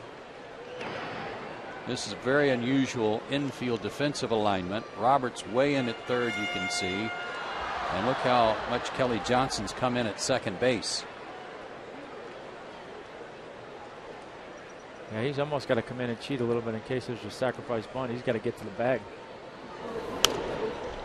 Instead, he's swinging and fouling it off 0-1. With these two guys, you could pull one of those old-fashioned American Legion plays and just have Bourne take off, have Constanza bunt it to third, and Bourne never even stops. He just goes first to third while Roberts is feeling it. A hit-and-run bunt, if you will. Yeah, you could almost, for sure, to third base. You can almost do it on the other side, too, as long as you get it past the pitcher. Unless you bunt it too hard to the first baseman, but yeah, you can do, that's the beauty of it. You can do a whole bunch of things with these two guys.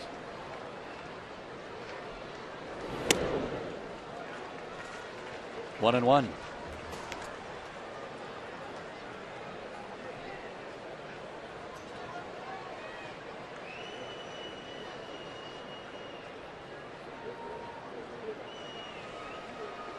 Michael Bourne, 45 stolen bases, draws another throw. Been caught 9 times.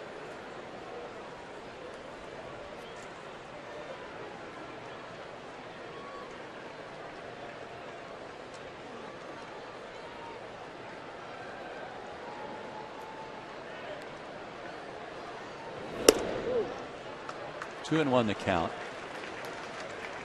Kelly Johnson had backed up to a more conventional defensive alignment for a double play.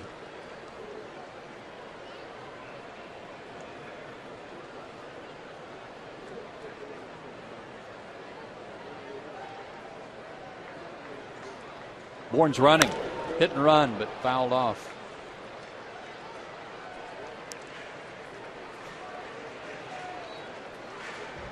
Two and 2.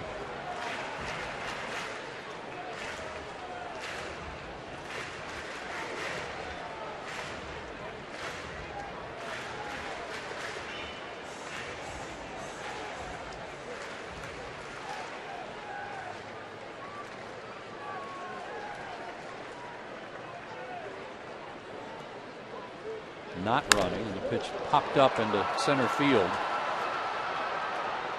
Bourne back to tag up as Young gets it in quickly. And there's one out for Brian McCann. And with Brian coming to the plate, you parents bring your kids to Turner Field this Sunday, August 21st. It's Brian McCann Kids Replica Jersey Day.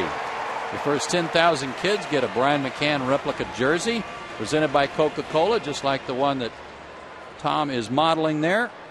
For tickets, visit Braves.com/tickets or call 1-800-745-3000.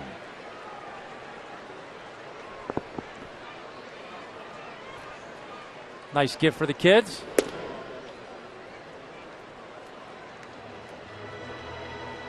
And it's the Sunday red jersey, replica jersey. That's right.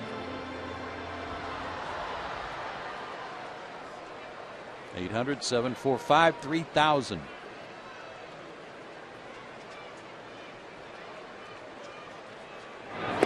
That's a balk. Where's Balk-a-Day Bob when you need him? Well, maybe he'll keep paying too much attention over there and make the same pitch he made to Brian last time. Good point. 408-foot home run to right field.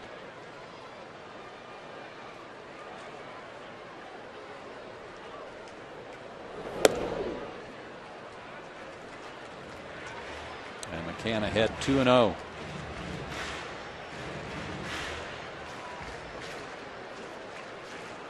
Brian's second home run of the homestand.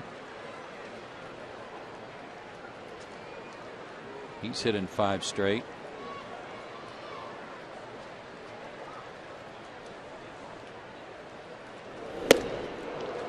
Good cut at a 94 fastball, 2-1. He tried to go again.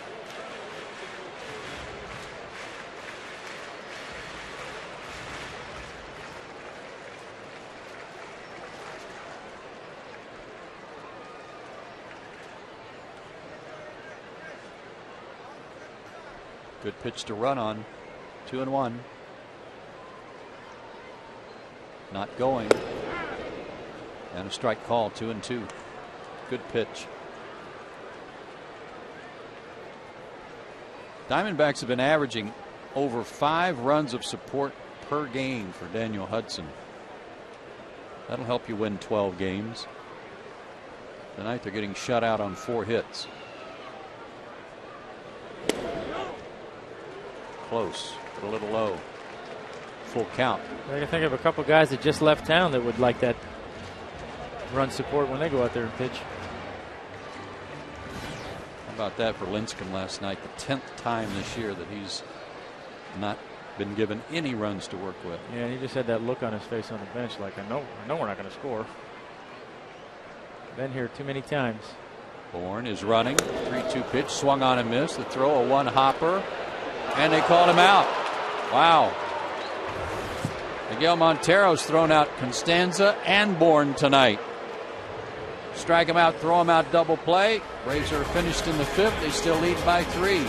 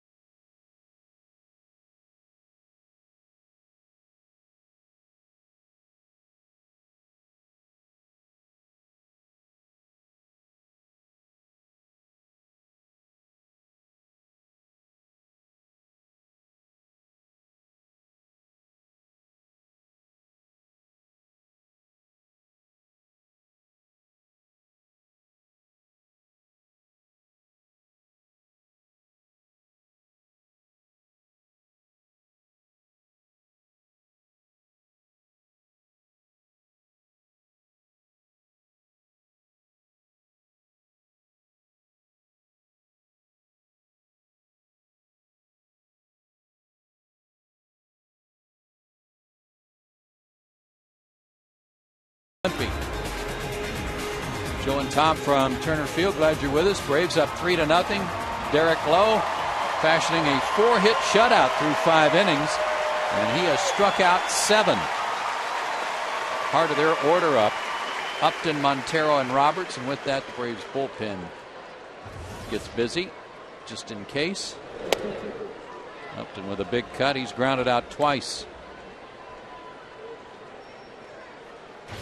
The last time in the 3rd inning with 2 out, runners at 2nd and 3rd.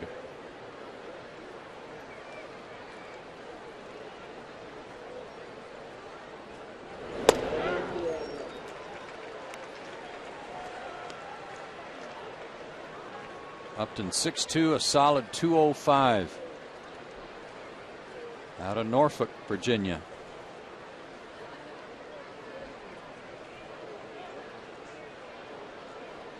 The first overall pick in the draft in 2005.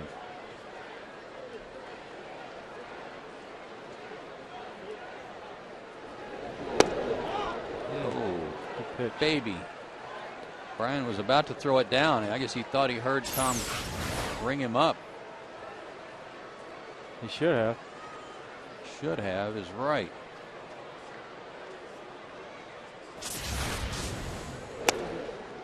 Two and two.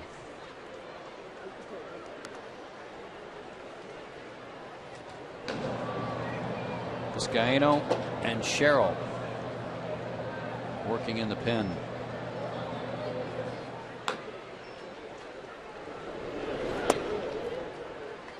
Close again, full count. Upton has 25 homers. One more would tie his career high set 2 years ago when he hit 300 for Arizona. He takes that one off the arm. He was behind 0-2, and he reaches to lead off the 6th.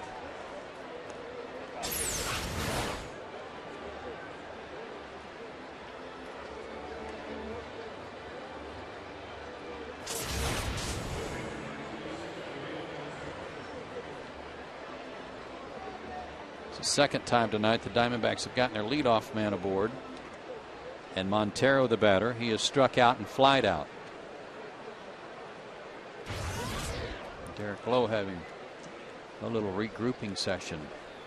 Yeah, a little frustration. 0-2, you made the pitch you wanted to make, didn't get the call. A couple close ones you didn't get Upton to bite on, and instead of 1 out, nobody on, you got a runner on first and nobody out, so you got to regroup a little bit.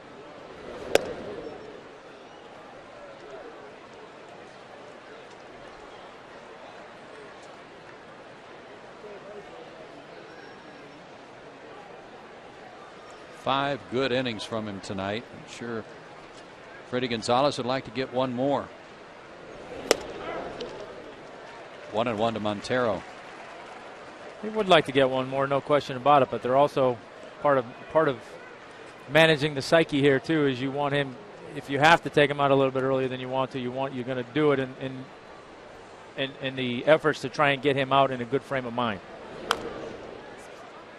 He's ahead of Montero, 1-2. Yeah, leave on a good note. Absolutely. I get it. The next pitch will be his 96th.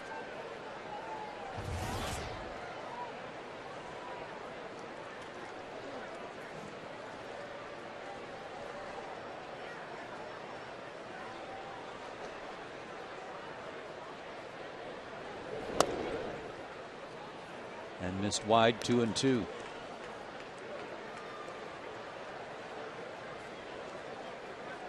Braves just took 3 out of 4 from the Giants. San Francisco leaves town, and they become big Braves fans, as they are still 2.5 back of the Diamondbacks. They're in Houston tonight and trailing the Astros 2-0. Still 2-2 to Montero. And pretty much a 2-team race. Yeah, and not the two teams I don't think that a lot of people thought going into the season. Certainly not me.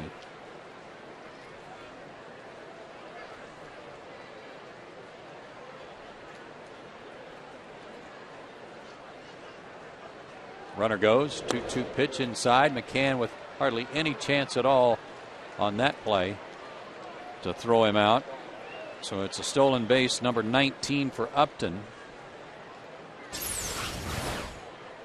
Runner in scoring position, and the count goes full now to Montero.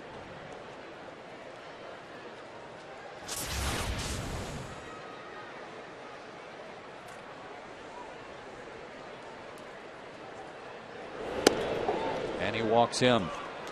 And he may be on a very short leash here in the 6th. Very short. And in fact, there is the call already.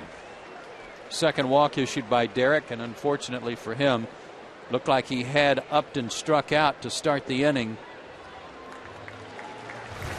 But it went south on him a little bit. Runners at first and second, nobody out. We'll be right back.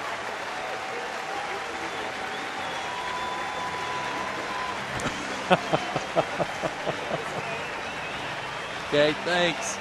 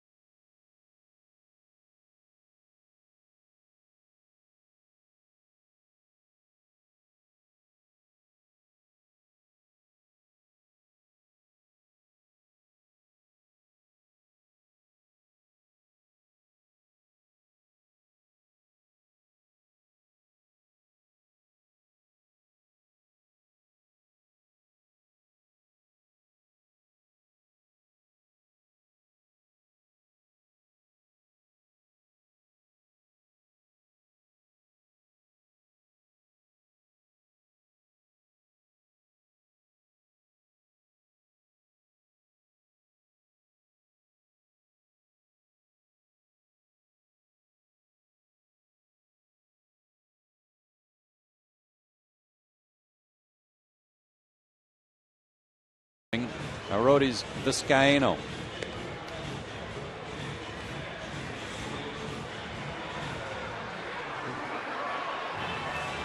There we go. There he is. On for the 5th time. 1-0 record. Picked up his first win Wednesday night against the Giants. Just a couple of scoreless innings in that walk-off win for the Braves. A lot of talent, big arm, and I think has quietly kind of entered himself into the equation here for the Braves down the stretch. In this 6th inning, that has been a real troublemaking inning. Nobody out. Ryan Roberts, the batter, he's walked and struck out.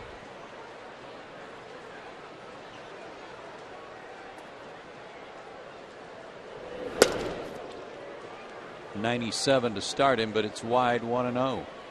Well, on that note, Peter Moylan, I believe, is making a rehab start on coming up soon, right? Yeah, I think Monday. He's going to go out Monday and start his rehab. A rehab appearance, I guess I should say. Starting his rehab.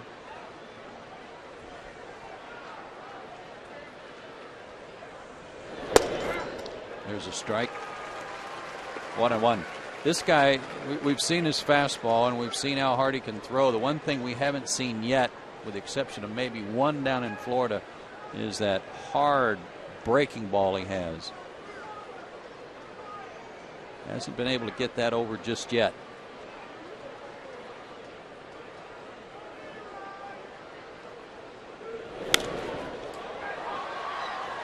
Another pitch at 97. That's going to be probably a little bit of a feeling out process for him, because as a starting pitcher, you're able to go out there and work that pitch in, particularly in the first inning and as the game goes along. But coming in as a relief pitcher, he doesn't necessarily have that luxury. A lot of times he's coming in this situation, and if that's his second or third best pitch, probably going to be a little bit reluctant to come in and start featuring that thing right away and get beat with it.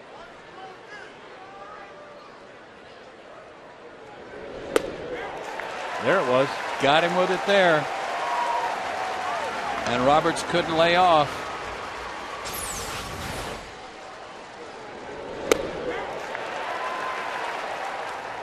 Strikes out the first batter he faces. Runners still at first and second. Here's Overbay, who has fanned twice tonight against Derek Lowe.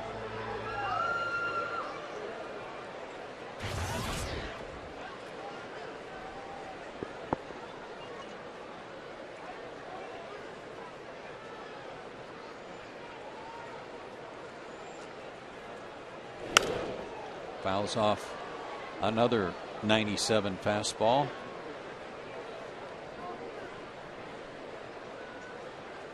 McCann to the mound, and he'll need Alex Gonzalez to help him out.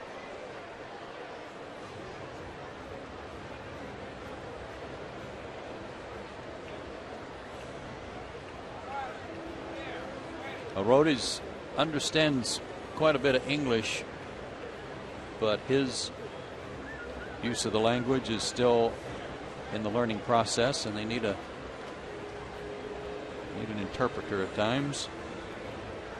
Make sure they're all on the same page. Nice of Tom Hallion to understand that and give him a chance to work it out.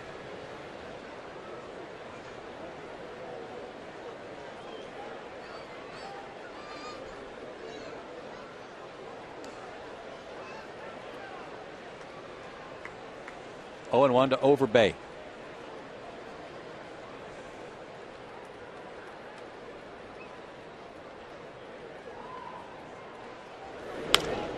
In the air down the left field line, but slicing into the seats, and it's 0-2. I think we talked about this in our opening comments, Tom, about this ball club, the Diamondbacks. 35 comeback wins this year. Yeah, there's no safe lead, and certainly 3-0 lead or 3-0 deficit in their mind is nothing. So two teams, as you see right there, that have done a real good job of staying in it and staying after it and finding ways to win games late. There's the breaking ball again. Missed inside, 1-2.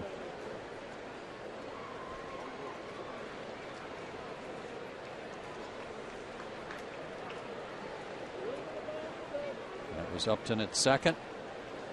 And Montero, the catcher, at first.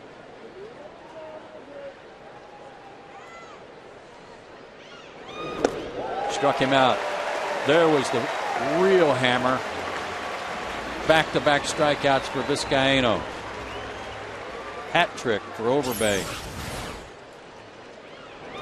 Tried to get him on the slider down at the back foot on the pitch before, and he didn't bite. Came back with that hard 12-6 curveball, and I think Overbay missed it both in speed and location. That's a beautiful thing, isn't it? Tell you what, when you can get a guy to miss it both ways, yeah, you got a good pitch. One more out to get, though.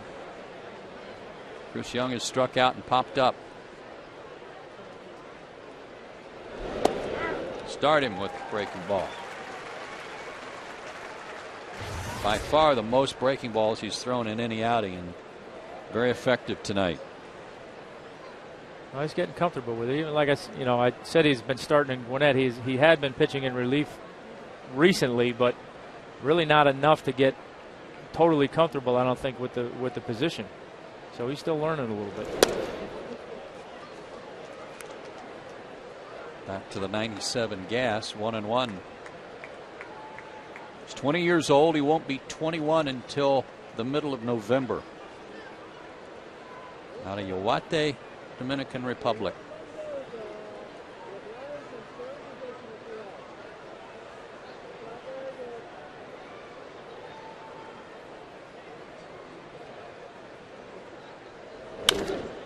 In the air to right center. Long drive, Bourne on the run, and he's got it. Great job by Arodes Vizcaino. First and second, nobody out, and he gets 3 straight outs.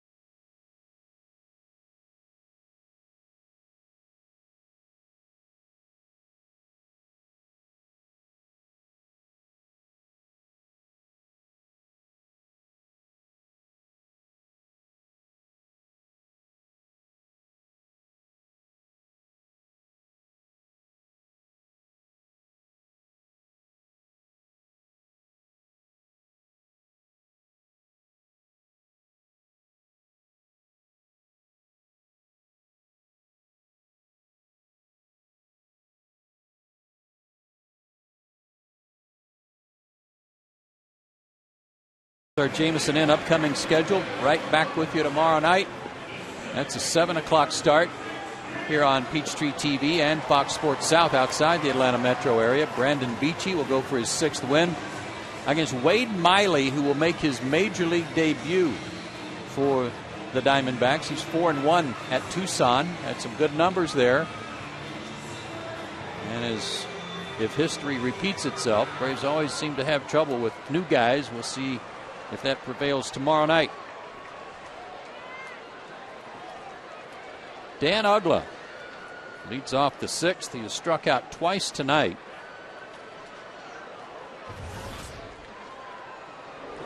Struck out 2 of the last 3 at-bats he had last night.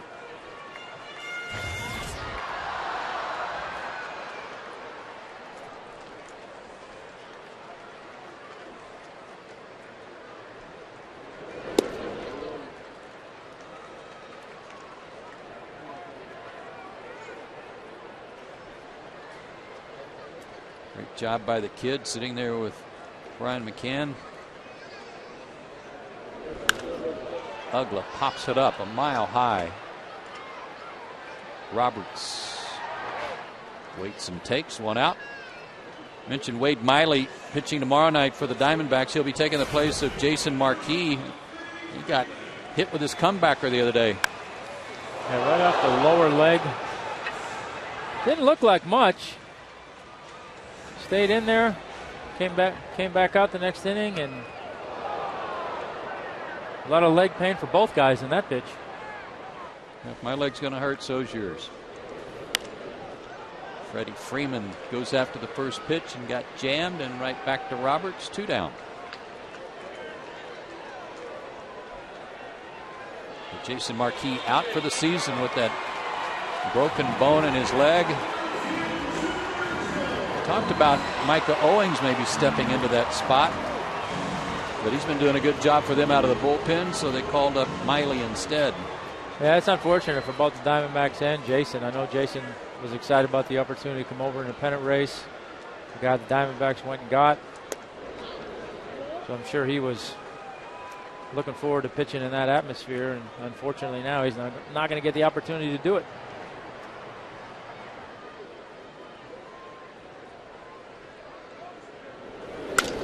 Chipper puts a charge in one to left and pretty deep. Back goes Parra. That ball is up the top of the wall and out of here.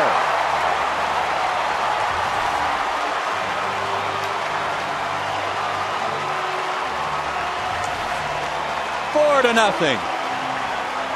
And number 448 for Chipper.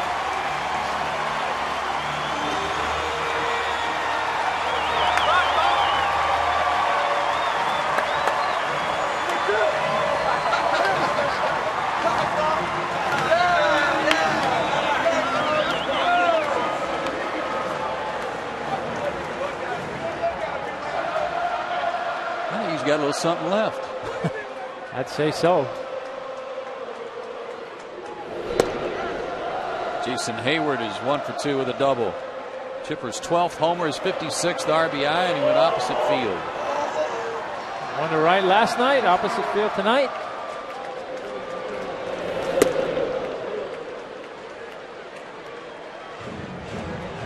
Daniel Hudson had only given up 9 home runs all year, and he's given up 3 tonight.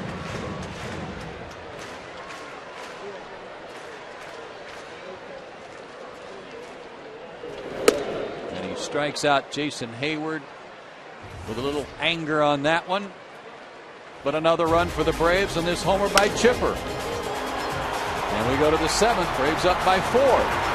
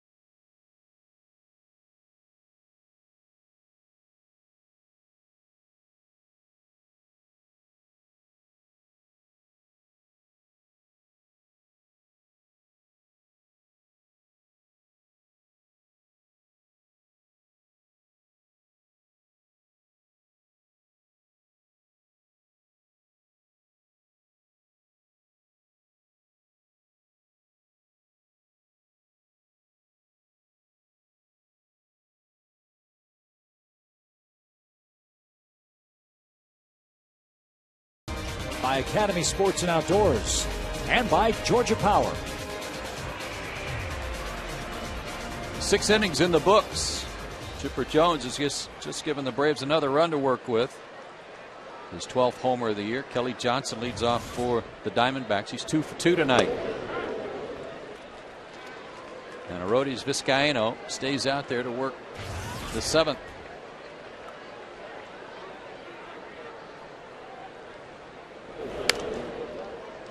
Out of play. The Diamondbacks have 4 hits tonight. 2 from Kelly, who was 0 for his last 14 on the road, and 2 from Willie Bloomquist, who was 0 for his last 14 overall. So they've snapped out of it. And there's that breaking ball, and Kelly chases it, and another strikeout. That's 3 out of 4 batters for Vizcaíno. Some funny swings. Yeah, when a guy throws that hard, you got to gear up, cheat a little bit for the fastball, and then he mixes in that one, and you usually don't look very good. No.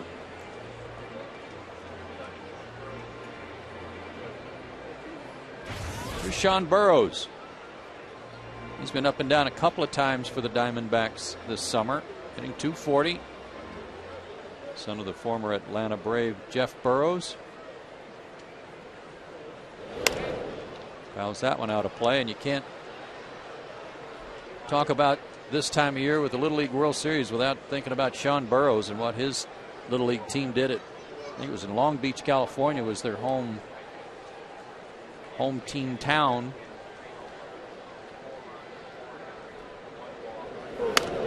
And they won back-to-back Little League titles. Yeah, that's pretty impressive.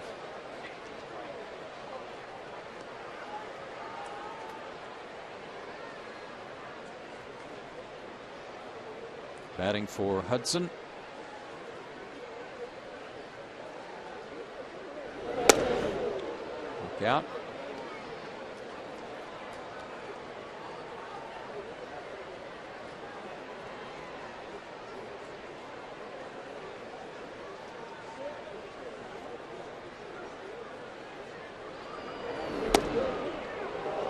Just missed.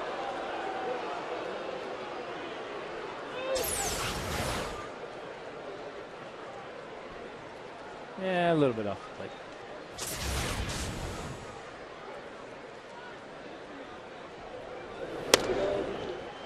And he's run it full.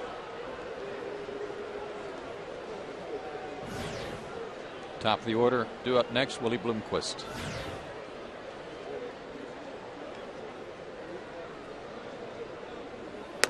And he walked him. First walk issued by Vizcaíno.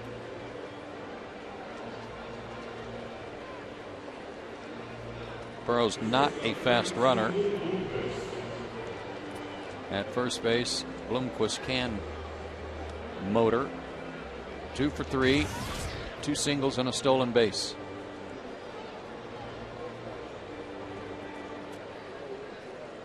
The odd part to me, Tom, is about this Diamondbacks team is some of this good run they've been on over the last 30 days has been without Stephen Drew. Suffered a broken ankle. It's been without him, and like you said, you look at some of their guys offensively coming in. You got Bloomquist was hitless in his last 14 at bats. You've got a couple other guys in the lineup that have been struggling pretty good of late, and you're wondering how are they doing it. But you know, you get decent pitching, you get some hits here and there. Like I said, though, they have a knack for scoring runs and hitting home runs, so that always keeps you in a ball game when that's a part of your offense. And you can't take them for granted with the late inning spark that they seem to find.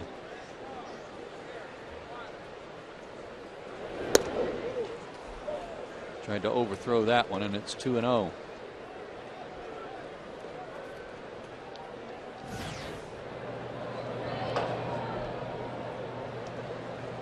That's Eric O'Flaherty getting ready in a hurry.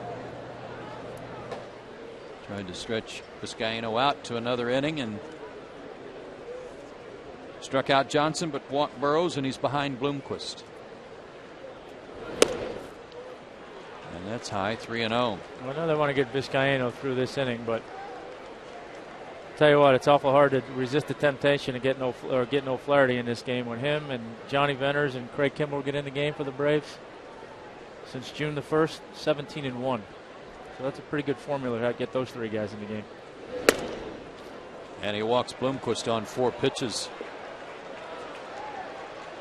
That's 8 balls in a row after an impressive job coming in with runners on first and second.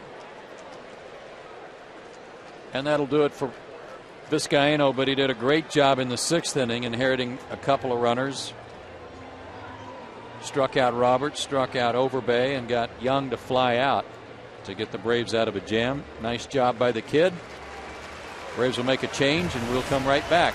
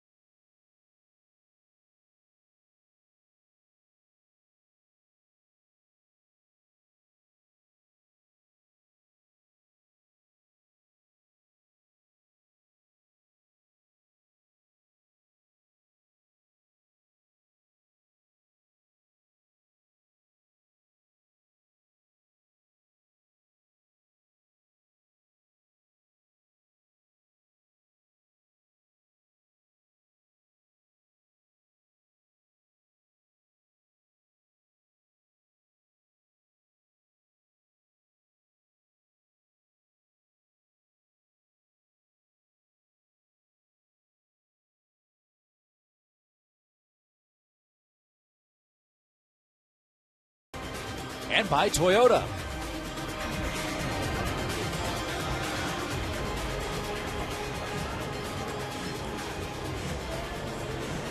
Braves make the AT&T call to the bullpen, their 3rd pitcher of the night. This time it's Eric O'Flaherty in his customary role in the 7th inning. Worked a good inning last night against the Giants. 61st game of the year, 1-4, great ERA. Good opponents average against. And as we mentioned, when the big three get in the game since June the 1st, the Braves are almost unbeatable. Colin Cowgill will pinch hit for Parra. Yeah, he's got some good speed too. He hasn't done much yet, but they like him.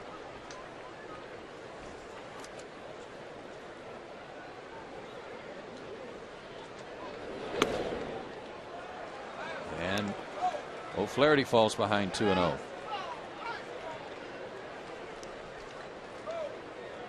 Speed seems to be a little bit of an element in everybody's game in their lineup. Yeah.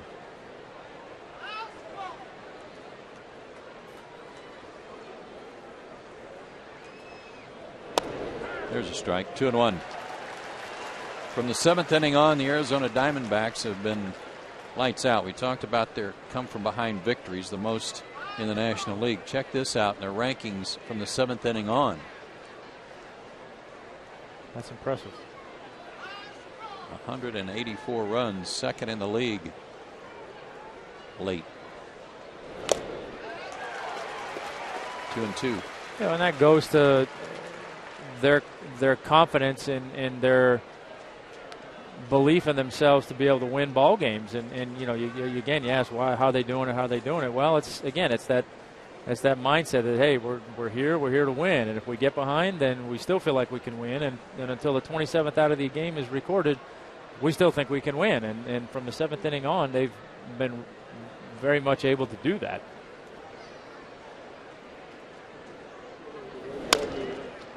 to short. Alex will get one. That's all they'll get. Cowgill scoots down the line. 2 out. Runners on the corners for a dangerous hitter in Upton. Nice play there by Alex, and that flip almost behind him. Yeah, it was a good play. Keep the force out at second.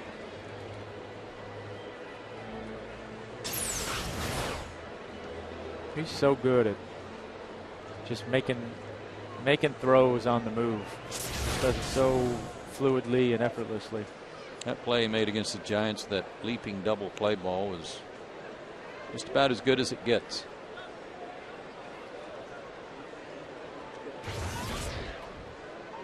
Upton tonight, 0 for 2. He was hit by a pitch and stole a base.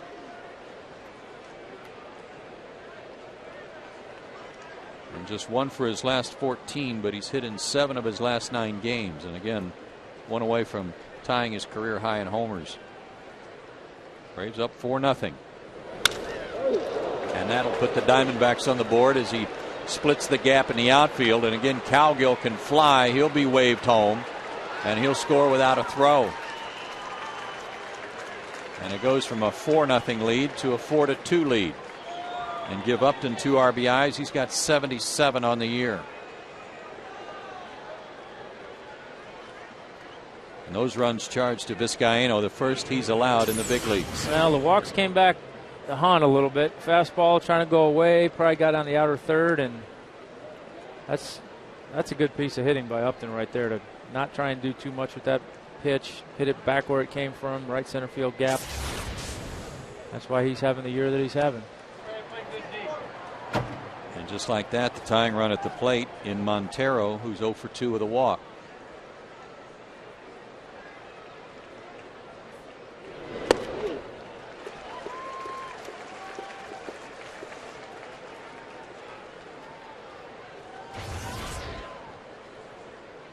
And struggles for Montero against left-handers, as you see.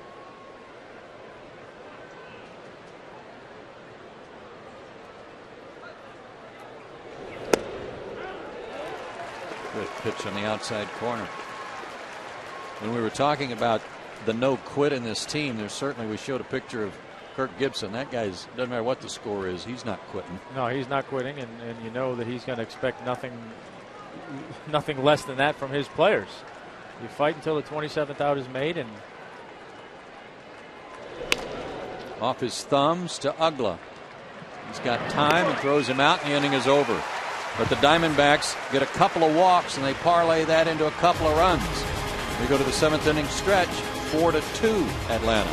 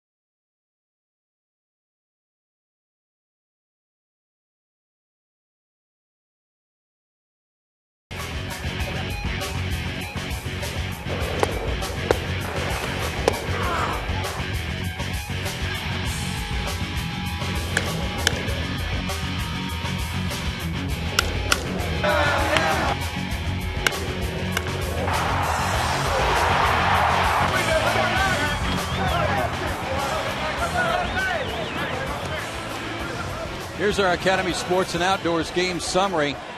Derek Lowe, 5 shutout innings and home runs from those 3 gentlemen you see there, but all of a sudden it's a tight contest. I've learned from you, Joe, that when we have all A's on there, that's a good thing, right? You bet it is.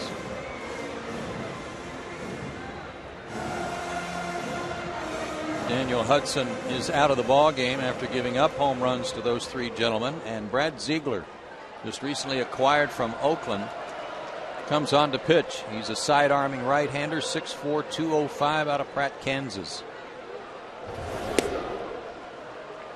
That would be a little lower than sidearm there. Knees and elbows.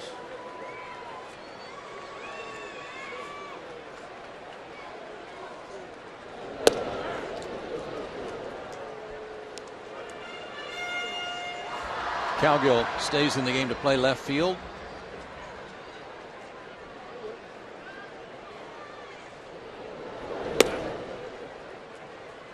Two and 1 the count to Alex Gonzalez leading off the 7th. Alex is singled in 2 trips.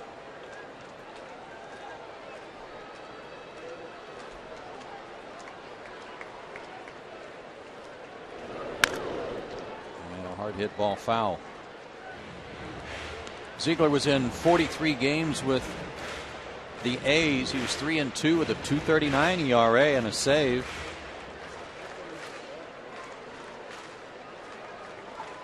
Six innings, 7 hits, 5 runs, 2 earned as a Diamondback. And Alex went around, chased a bad ball. Ziegler strikes him out, and Brooks Conrad will come up to pinch hit.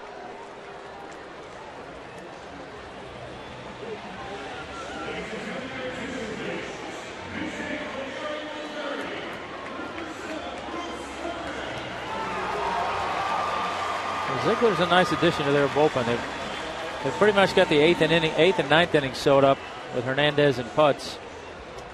This is a guy you can bring in the 7th inning situation like this. Come in and get a tough right-hander out from time to time. This guy can have trouble with lefties, though. They're 3 for 5 against him, but a nice running catch there by Young to rob Conrad of a base hit. 2 down. So the Diamondbacks needed a shutdown inning after getting a couple of runs and getting back in the ball game, and so far so good. 2 up, 2 down.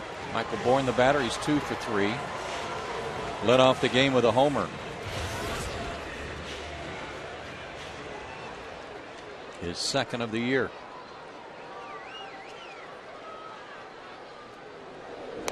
Drops a bunt down. Fair ball. Montero pounced on it quickly before he could let it bounce and maybe spin foul. So just like that, 7 pitches for Ziegler. We go to the 8th.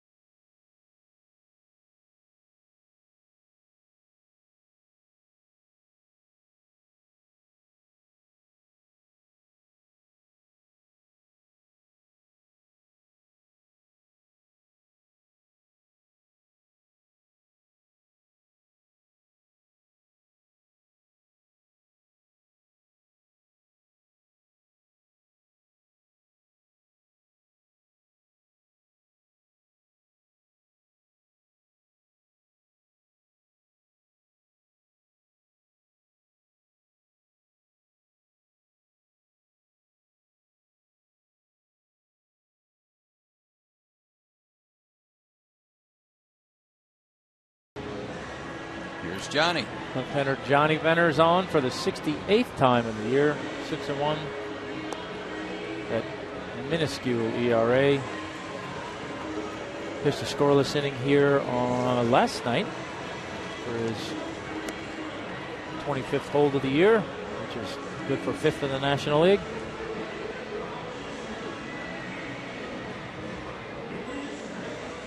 Bat at your own risk.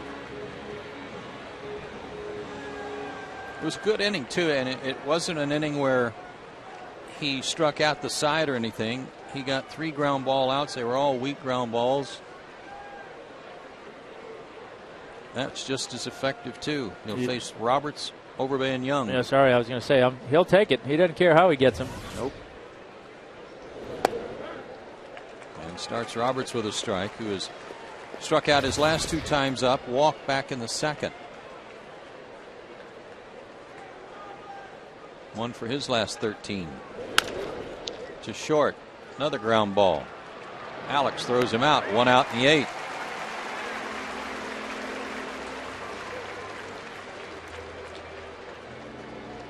We used to call it in the old days, well, it's hard for me to say, but we used to call it a heavy ball. This guy's got a heavy ball. It's like hitting a bowling ball when you swing at it, and that's what Venners has in old vernacular, because he throws it hard, and it just seems like you hit every one of them off the end of the bat. Yeah, you're right. I mean, there's a good description. It feels like you're hitting a bowling ball.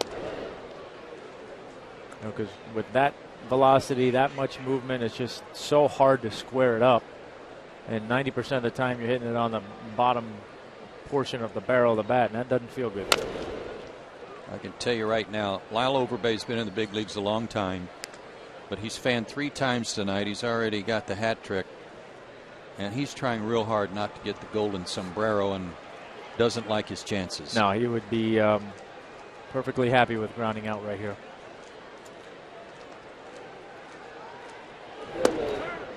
Strike 2.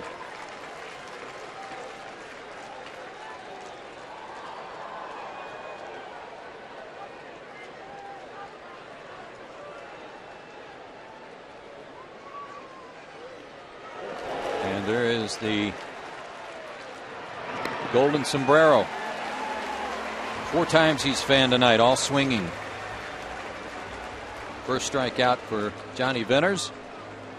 And time for the answer to our AT&T Uverse TV trivia question. Who is the other Diamondback to go 25 and 25? I got to stick with Gonzo. I'm going to go with the other guy. Finley? Steve Finley. All right. Oh, my goodness. We're 0 for 2. Eric Burns. I forgot all about him. You know, he hit that many homers. 2 hopper to Alex, and an easy 1-2-3 inning for Johnny Venners. That's how you do it. He keeps telling everybody that's how you do it. Bottom of the 8th.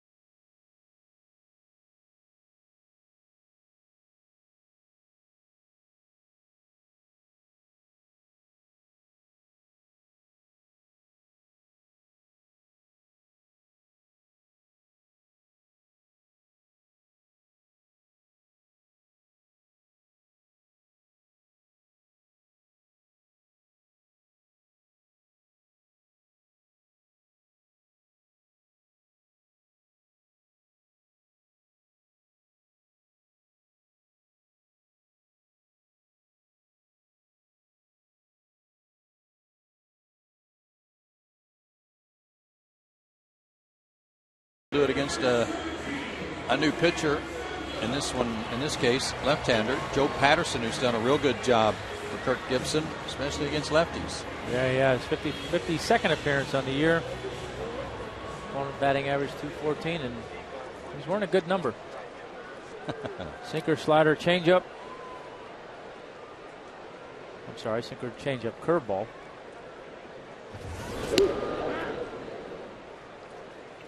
And he's got a little side saddle action working there. Lefty's only hitting .200 against him. And he's ahead of Constanza 0-2. Jose reached on an error, thrown out trying to steal in the first. Watkins scored in the third, and he's also flied to center.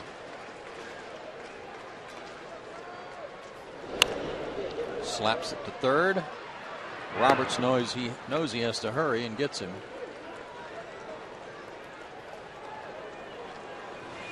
And time for the Toyota play of the game. And rightly so. Brian McCann's 2-run home run gave the Braves a 3-0 lead in the third inning. With no doubter. And that's the Toyota play of the game. 408 feet. 20th of the year. 4th straight year he's been in the 20 home run category or better. And the 5th time in his 6-year career. He went 0-2. Just having his bat and Ugler going, and it just gives the Braves so much balance in the middle of that lineup.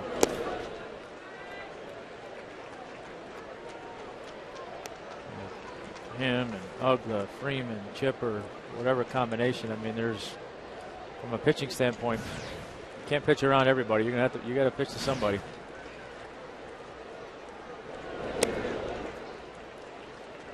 A lot of depth.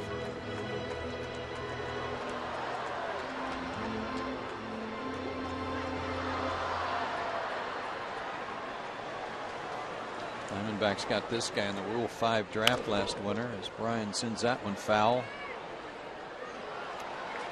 He had been in the Giants organization. 6'1", 210. Lives in McMinnville, Oregon. To first.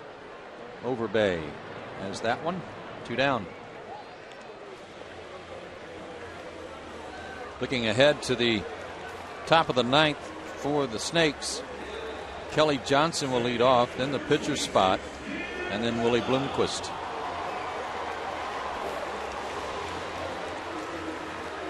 Dan Ugla's 0 for 3. Struck out twice, then popped up.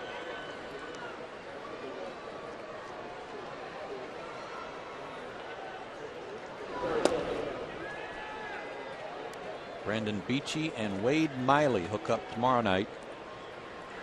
We'll be on the air at 7 o'clock on Peachtree TV and outside the Atlanta metro area on Fox Sports South.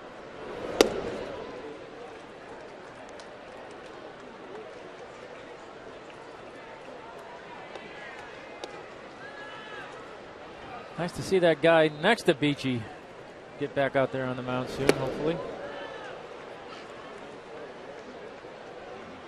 Both of those guys. Well, all three of those guys, actually. But I don't think it's going to be too soon for Mr. Medlin, but I saw Medlin and Hansen playing catch today, though. Good sign for both. Did he go? He did. He did. 2-2.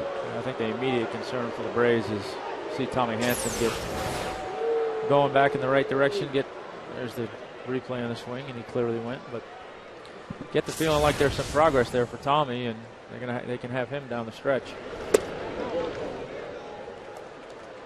Full count now to Ugla. Yeah, I think they were ambitious in their thoughts that maybe Hansen would be ready to go Tuesday in Chicago. Doesn't look like that's going to happen. Maybe closer to the end of the road trip or when the team comes home. Payoff pitch, he missed, ball 4.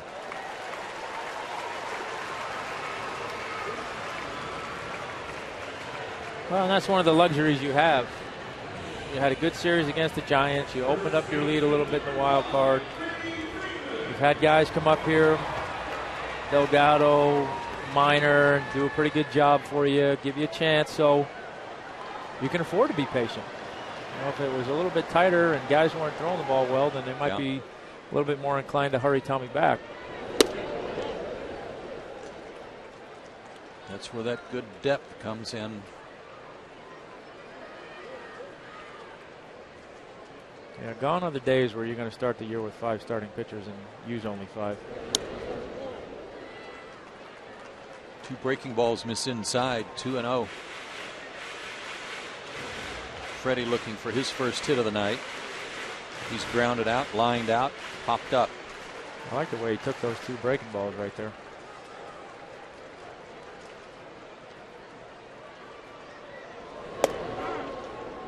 Crossfire fastball, 2-1.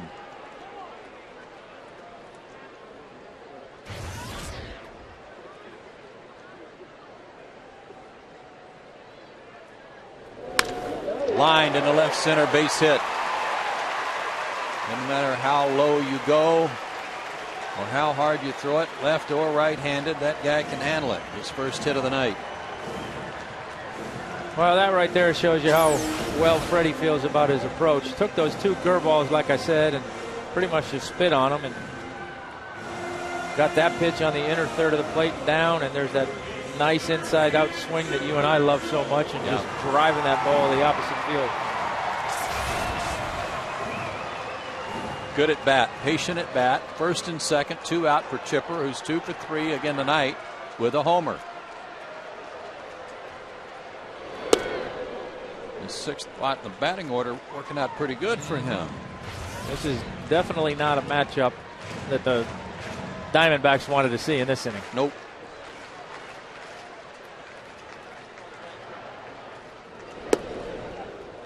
Chipper's talked recently about how good he feels left-handed. Right-handed, still working on some things.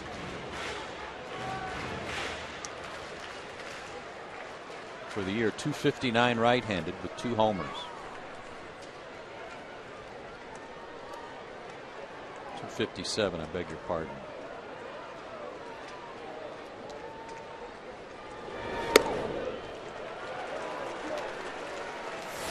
He went deep opposite field last time up. Not a bad pitch, really. Down and away, and just got the head of the bat on the ball, got just enough of it. 3-0 count. I'm guessing he's got a green light here. I'm guessing right along with you. But nowhere near, and they're loaded. Second walk of the inning. And another left-handed hitter coming up, and Jason Hayward, who has doubled in 3 trips. And Kirk Gibson on his way to the mound.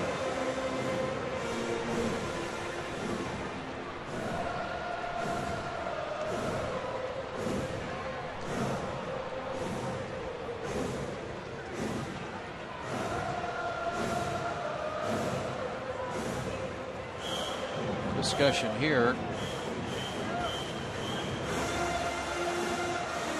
about Hayward, I'm sure, and about their approach, wouldn't you think? It has to be.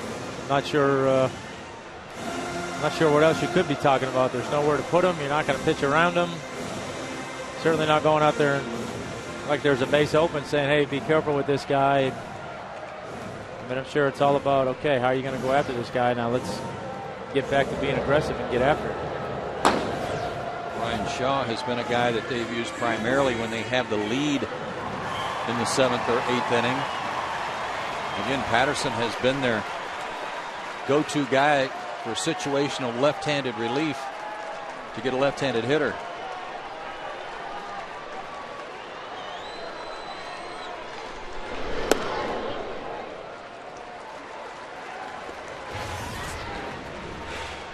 It's been a tough year for Jason against lefties. He could do some damage right here, though.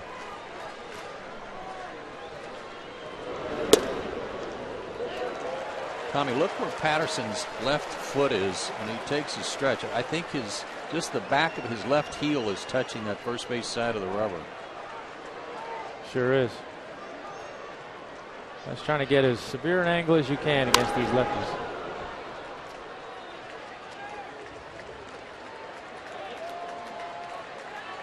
Two and one.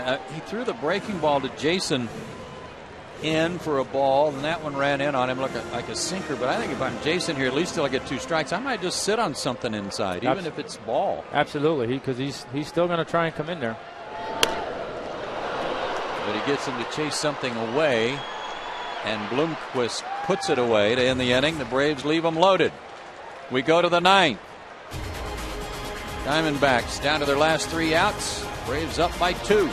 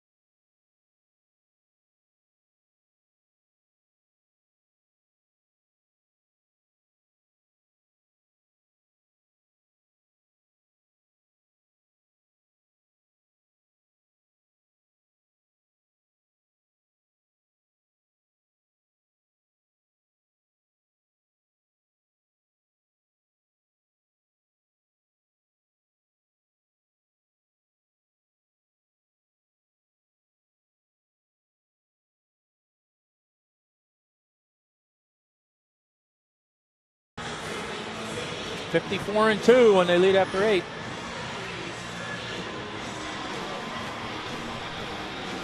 We go to the 9th. Braves up by 2.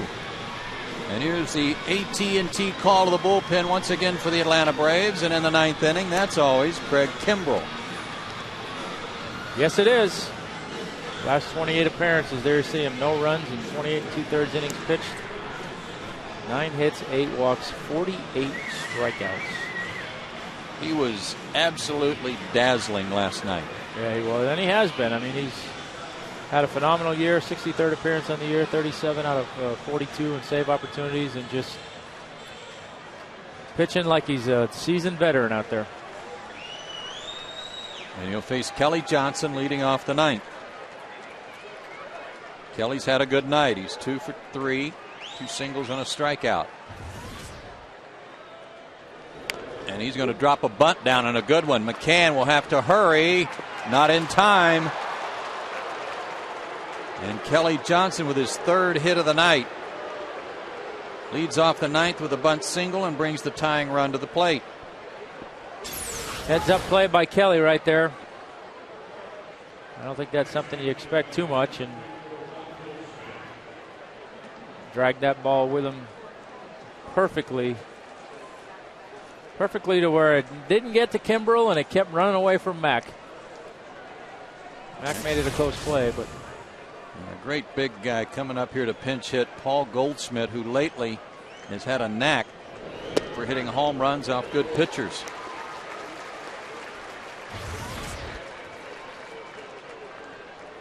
He's hit one off Tim Lincecum, and he's hit another off Cliff Lee.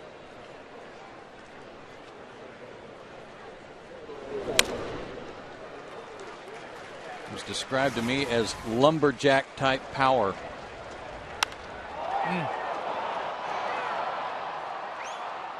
A long one off Lincecum. And then last night, he also got Eric Stoltz. A deep one to center in Philly. not much doubt about him when he hits him.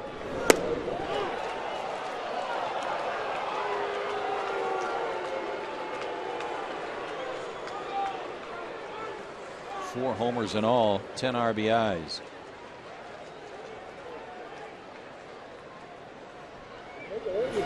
Struck him out, 98. Didn't catch up to that one.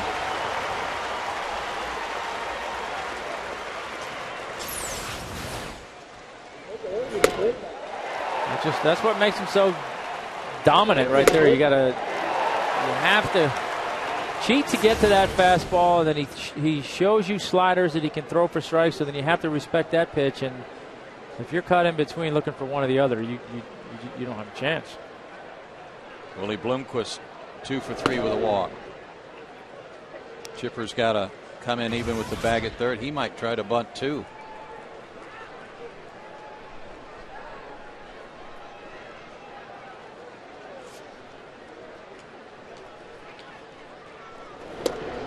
That gets away from McCann, and Kelly Johnson will move up. 98 on that pitch, and that looked like a pass ball.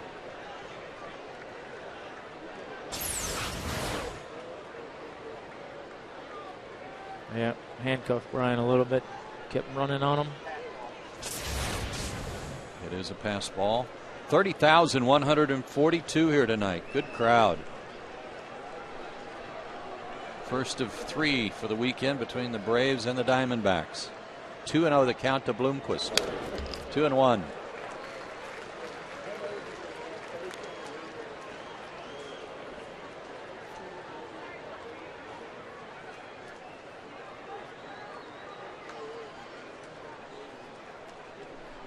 Cowgill is on deck.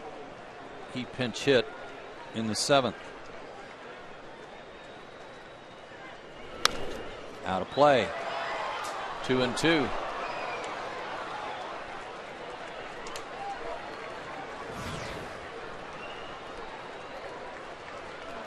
These are the two guys he wants. Bloomquist and Cowgill. He doesn't want Upton coming up there with a chance to do any damage. No, you want Upton's next at bat to be tomorrow night. Exactly. The 2-2.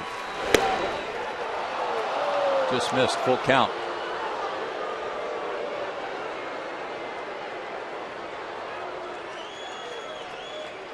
Willie Bloomquist might tie it up, but he'd have to prove it to me right here. Payoff pitch. Fouled away again.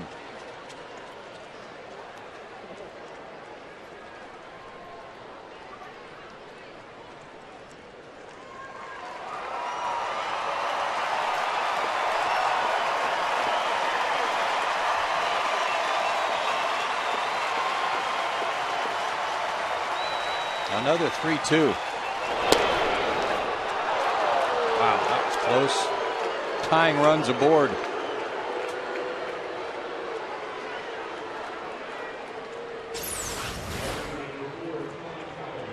Tough pitch to lay off. A little bit down. Yep. Good at bat.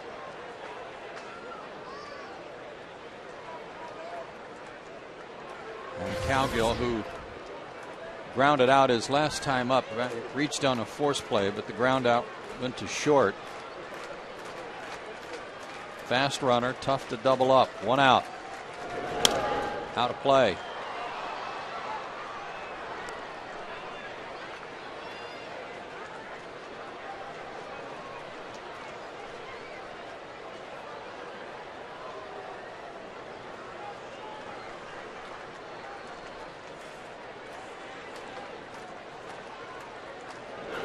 Breaking ball and a beauty.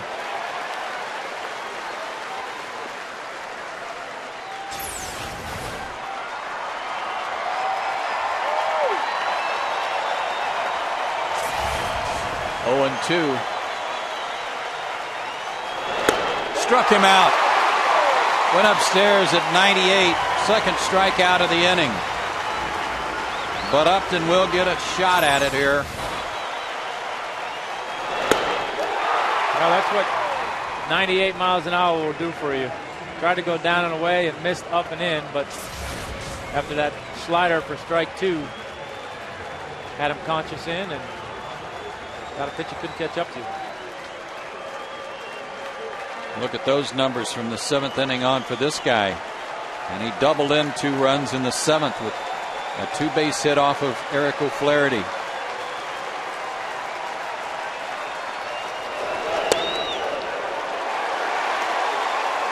He is 1 for 2 against Kimbrel with a walk and a strikeout.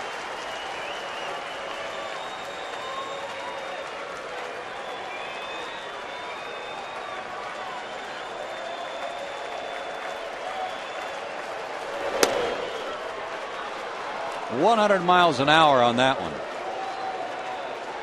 And the count 1-1. Tying runs aboard, 2 out.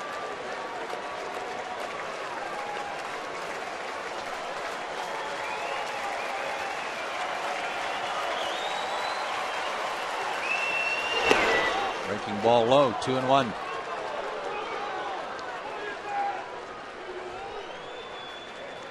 At this stage of the at-bat, without 2 strikes on him, Upton doesn't have to even think anything but fastball. No, and the way he's taking those 2 breaking balls, it looks like he's eliminated the breaking ball for right now.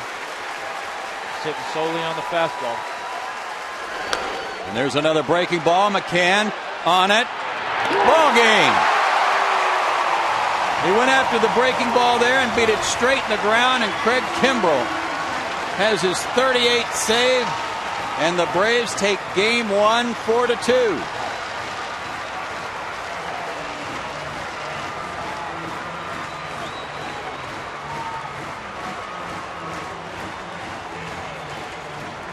The Braves get 3 home runs tonight and 5+ shutout innings from Derek Lowe and more good bullpen work.